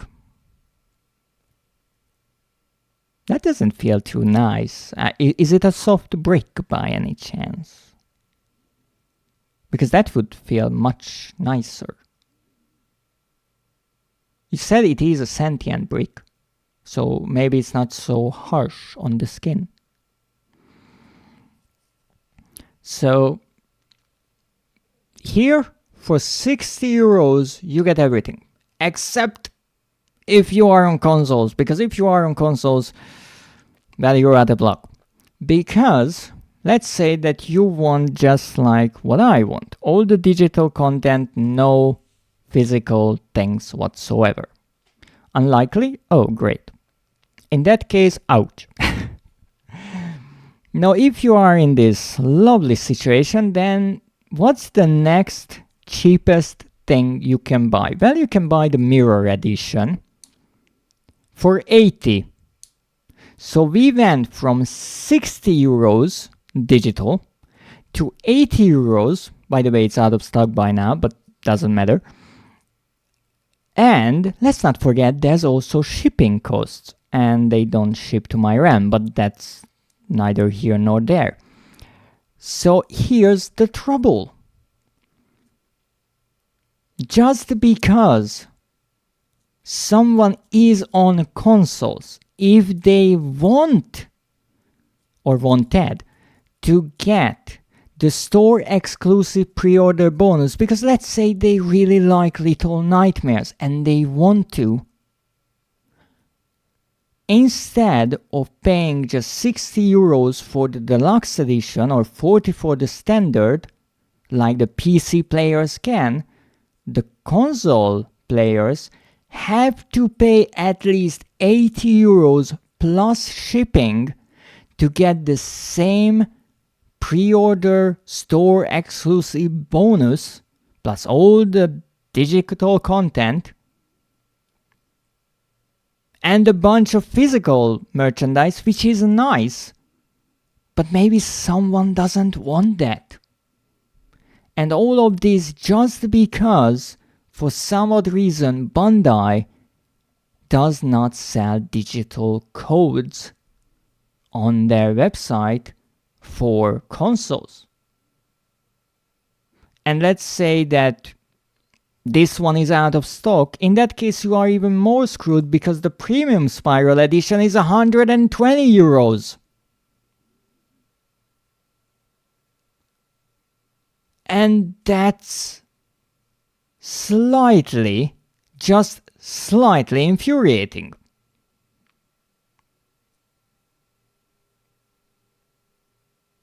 And again, my problem is not that they want to make a store exclusive product that would bring more eyes to their store.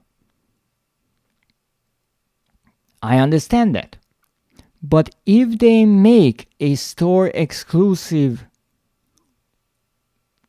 digital content that is in the game, it's not just some merchandise that you can only buy from here, because that's a completely different thing. I'm sure there are statues and little trinkets that you only can get from their official store. That's fine. As long as they ship to you, it's a physical product. Obviously, it will have shipping costs no matter where you order it from. But when it comes to digital content, and especially pre-order content that comes with the likely case of never getting a release outside of being a pre-order bonus, even though based on the first two games, it's a good question. The first had the pre-order bonus later available and the second didn't, so good luck figuring that out. I find it really, really a terrible, poor choice on this release, on the publisher's part. Because it's not even just one console, it's all of them. And in this case, I'm sure they were aware that for some odd reason they don't sell digital codes.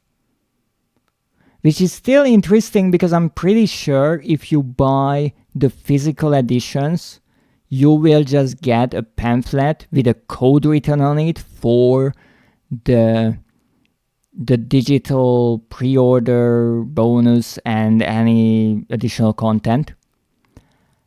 So they obviously have access to codes, but maybe not for digital distribution. I don't know how Steam or PlayStation or Nintendo or Xbox work. They have to figure that out. But if they were aware that they cannot sell through their store the digital codes, which are once again the cheaper versions, then don't make a store exclusive digital bonus. I can understand if it's physical bonus, because then it makes sense that you only get it if you buy the physical edition. Even then, it's odd if you buy a Steam key, you get a physical trinket, but whatever. Make it a physical edition pre-order bonus. Or if you decide on this, that you want something in the game, but you can't sell it on your website, then make it available on the PlayStation, the Xbox, the Nintendo store, and say that, even though that is quite rude as well, say that for PC, it's exclusive to the Bandai store. Because, yes, it is against PC players in a way that they cannot buy it on Steam, they have to buy it on Bandai store, but the price will be the same. Hopefully.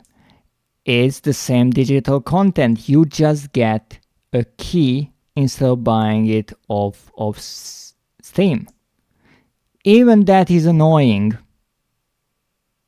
And once again, someone in that case could argue, just like I am arguing now, that why is it only PC players who are getting the shorter end of the stick? But in this case, I really don't know what they were thinking with this. And I even, when I first looked at the options and everything was available, I even wrote to the same customer service who was really kind and helped me out with the masks, the bonus content for the first game, and I asked them, I want every part of this game. I really am looking forward to it. But I cannot buy for PlayStation the digital game on your website. How can I get the store exclusive pre-order bonus then? Because on the PlayStation Store, it is not even mentioned. And the customer support indeed replied, and within their powers, I understand they are hired to talk to customers. They are not making the choices. I more than understand that it is not at all their fault. And I never feel like lashing out at the customer service is the right answer to any poor choice that a company makes, because it is not the customer support that messed up. It was a company decision, whatever they decide, like in this case, this pre-order bonus is a company decision. But they indeed confirmed that no, if you buy it on the PlayStation Store, you will not get it. And they really could not help, because they saw what I explained to be true. You cannot get the digital edition whatever you do. If you want the store exclusive pre-order bonus that badly for PlayStation, buy one of the physical editions, pay the extra, pay the shipping, and then you can have it. And honestly, that's the thing that made me decide not to pre-order the game. And I know it's really shallow in a way, that for two silly costumes that I wouldn't use much in the game, I don't pre-order it. But again, I feel like it's not the content, it is how the company handles things. Because in this case, if they said that the physical editions had extra digital content, an idea that I absolutely hate, by the way, because again, physical, digital, two quite different things. But if they say that, I can accept. And I will just say, look, whoever wants that have to pay the extra 20 or 40 or however many euros. Some will pay for it, some will not. I will likely not pay this much for physical goods because I don't like collecting these kind of things. I always preferred the content that is in the game. And I know a lot of people love this. So don't get me wrong. If you buy the premium Spiral edition because you like these items, you love the little gnome holding your phone or controller while charging. I really like the little sausage they put right next to it. It's a lovely idea. That's not the point here. The point is that they didn't make something exclusive to physical editions. They made it exclusive to their store that cannot offer the same options to different people on different platforms. And that's the troubling part. If it's all physical edition, okay, but then why is PC different? Or if PC can have it, then why can the other ones have it? And I don't think this will be fixed in the next 3 days, most likely. So there's a good chance that I will never get those pre-order bonuses, and I missed out on quite a lot in my time. So it's not the end of the world, but this is something that I looked into because it's a horror game, and I always like to see what pre-order bonuses, what extra content games have, especially because after the release it's really difficult to dig every information up. And here when I looked at it, I really could not believe. I looked at it and I said, maybe it's one of those cases, like with other games, that they don't have the storefronts ready on different platforms. And that happens sometimes because, again, you have to work with different companies. And so they can sell you the key now, but later on they will have it. So it's like, okay, PC is quicker, that's the first, but in a week you will get the other ones. I really wanted to believe that's what it is. And then I saw, no. For some other reason, in the entire store, I don't think. I checked a few other games. They don't really sell keys for consoles. And I understand if that's a console thing. That's, again, fine. But then kind of try to play around those rules in a way that is more fair, I would say. Because in this case, what really bothers me is they made an effort to make a store exclusive kind of bonus, and then they screwed up in one of the stupidest way possible, because they could have seen it from miles away. And really, in this case, a lot of people who saw that there is this extra bonus, they visited the store page, they realized that they can get their game from here. A good majority, I think, will not buy the physical editions if they are planning on buying it physically or digitally. So they went back to their normal Xbox, Nintendo, PlayStation store. They purchased the game, probably just the same, and Bandai didn't get any extra sales on their side. What they got, a lot of people with a bad taste in their mouth, and they will remember that, and that's really still marketing. It's one of those prime examples of don't promise something that you can deliver on. And this was one of those where it said that, oh, whatever you pre-order, you get it. And then there's the fine print saying, oh, by the way, you can only buy the digital editions on our website for Steam, by the way. But yeah, we might have missed that part. Sorry. It's actually interesting. One thing that I noticed, the PlayStation YouTube channel had the trailer for Little Nightmares 3, and at the end of it, it shows that if you pre-order, you get the enhanced edition of the first game, and you get the normal pre-order bonus, but it nowhere mentioned the Bandai Namco Store exclusive.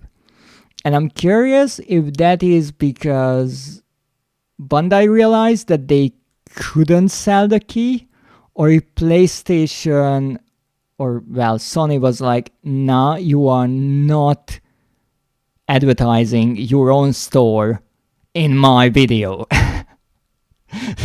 I'm curious what was the reasoning behind that. But again, it's companies arguing over people, and that's business. Okay, just don't drag the people into it, because it's silly and it's not a good look for sure.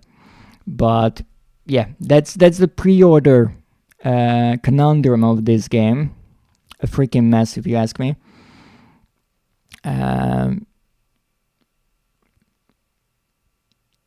Fun fact, if you pre-order one of the physical editions, I do believe you also get a pre-order bonus gnome embroidered brooch.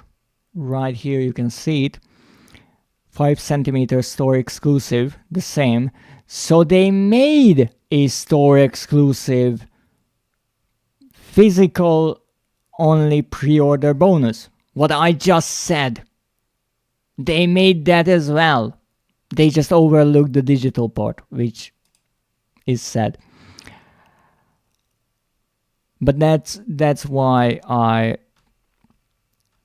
decided not to pre-order, and I find it so saddening that their own store cannot offer the same treatment and additions for people on different platforms.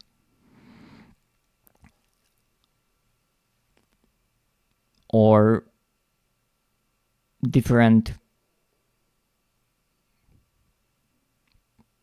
really price points, because I guess if the physical edition was the same price as the digital edition, more people would say, okay, I just buy it, whatever, I pay the shipping cost.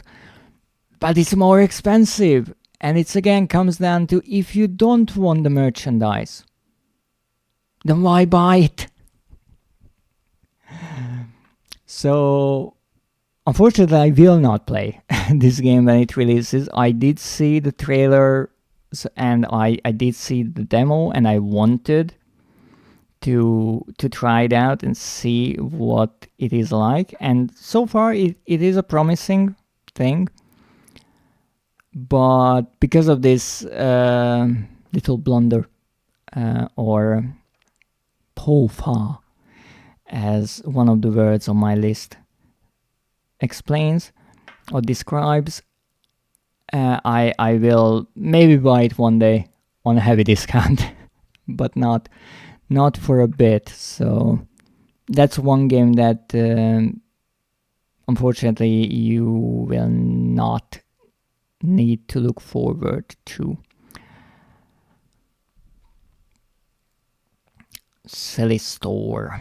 But with that said, I think it is time to end this stream. And I will need to raid someone. Who can we raid?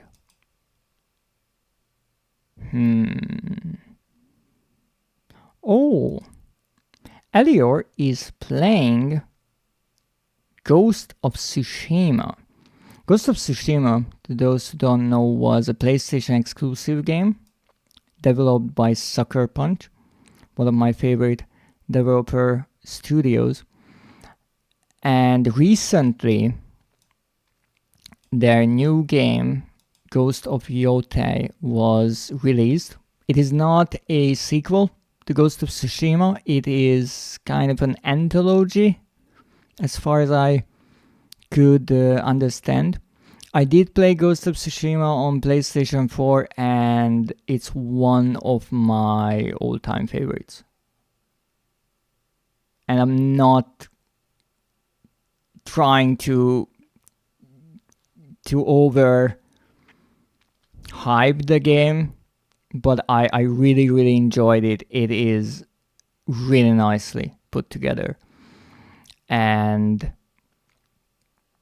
it's a game that is really long. It's an open world game, and I actually most of the time I don't like open world games, but it's such a long game that I would probably never stream it. It would take dozens of streams to get through it. It's a really long game if you want to get everything done in it.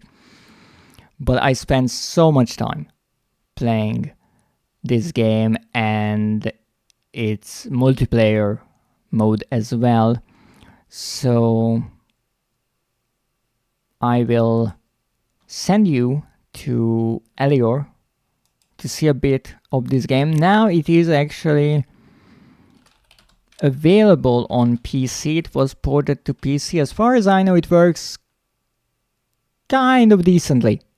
Some of the ports, PlayStation ports, are not the best. This one I heard is pretty good, and it is certainly a fascinating game, especially if you like Japanese history and samurais and all those lovely things. Now, with that said, I thank you for joining me today. I hope my ramblings were somewhat interesting. I will be back Wednesday with Distrained because I am hunting down that last trophy and finally getting my platinum no matter what. And until that, I thank you so much for joining me today. I greatly appreciate it, to all the wonderful people who showed up, to Schmoozer and Zeph and all the other wonderful viewers of mine. Thank you so much for joining me. Have a great day, and as always, good night.